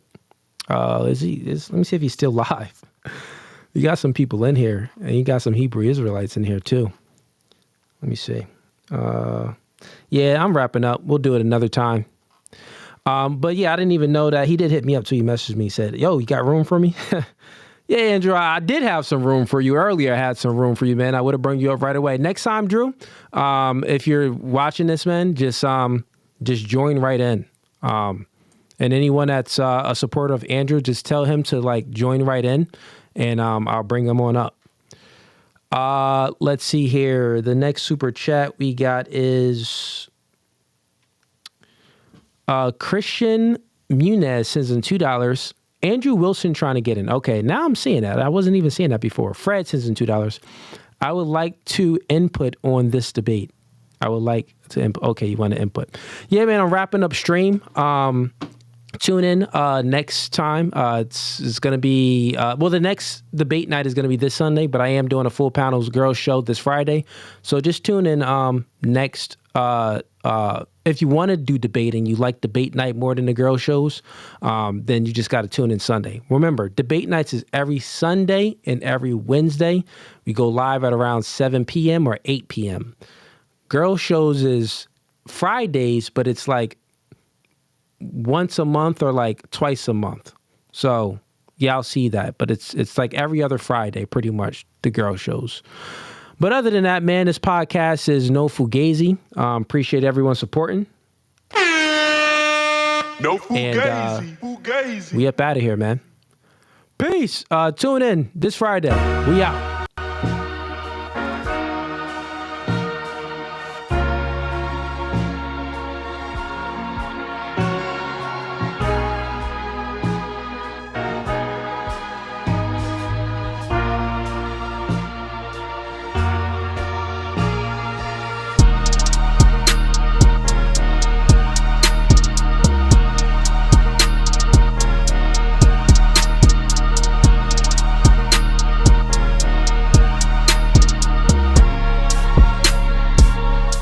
Gabby, oh, you done. And you want to leave too? This is how our relationship goes. God over man, man over woman, woman over children.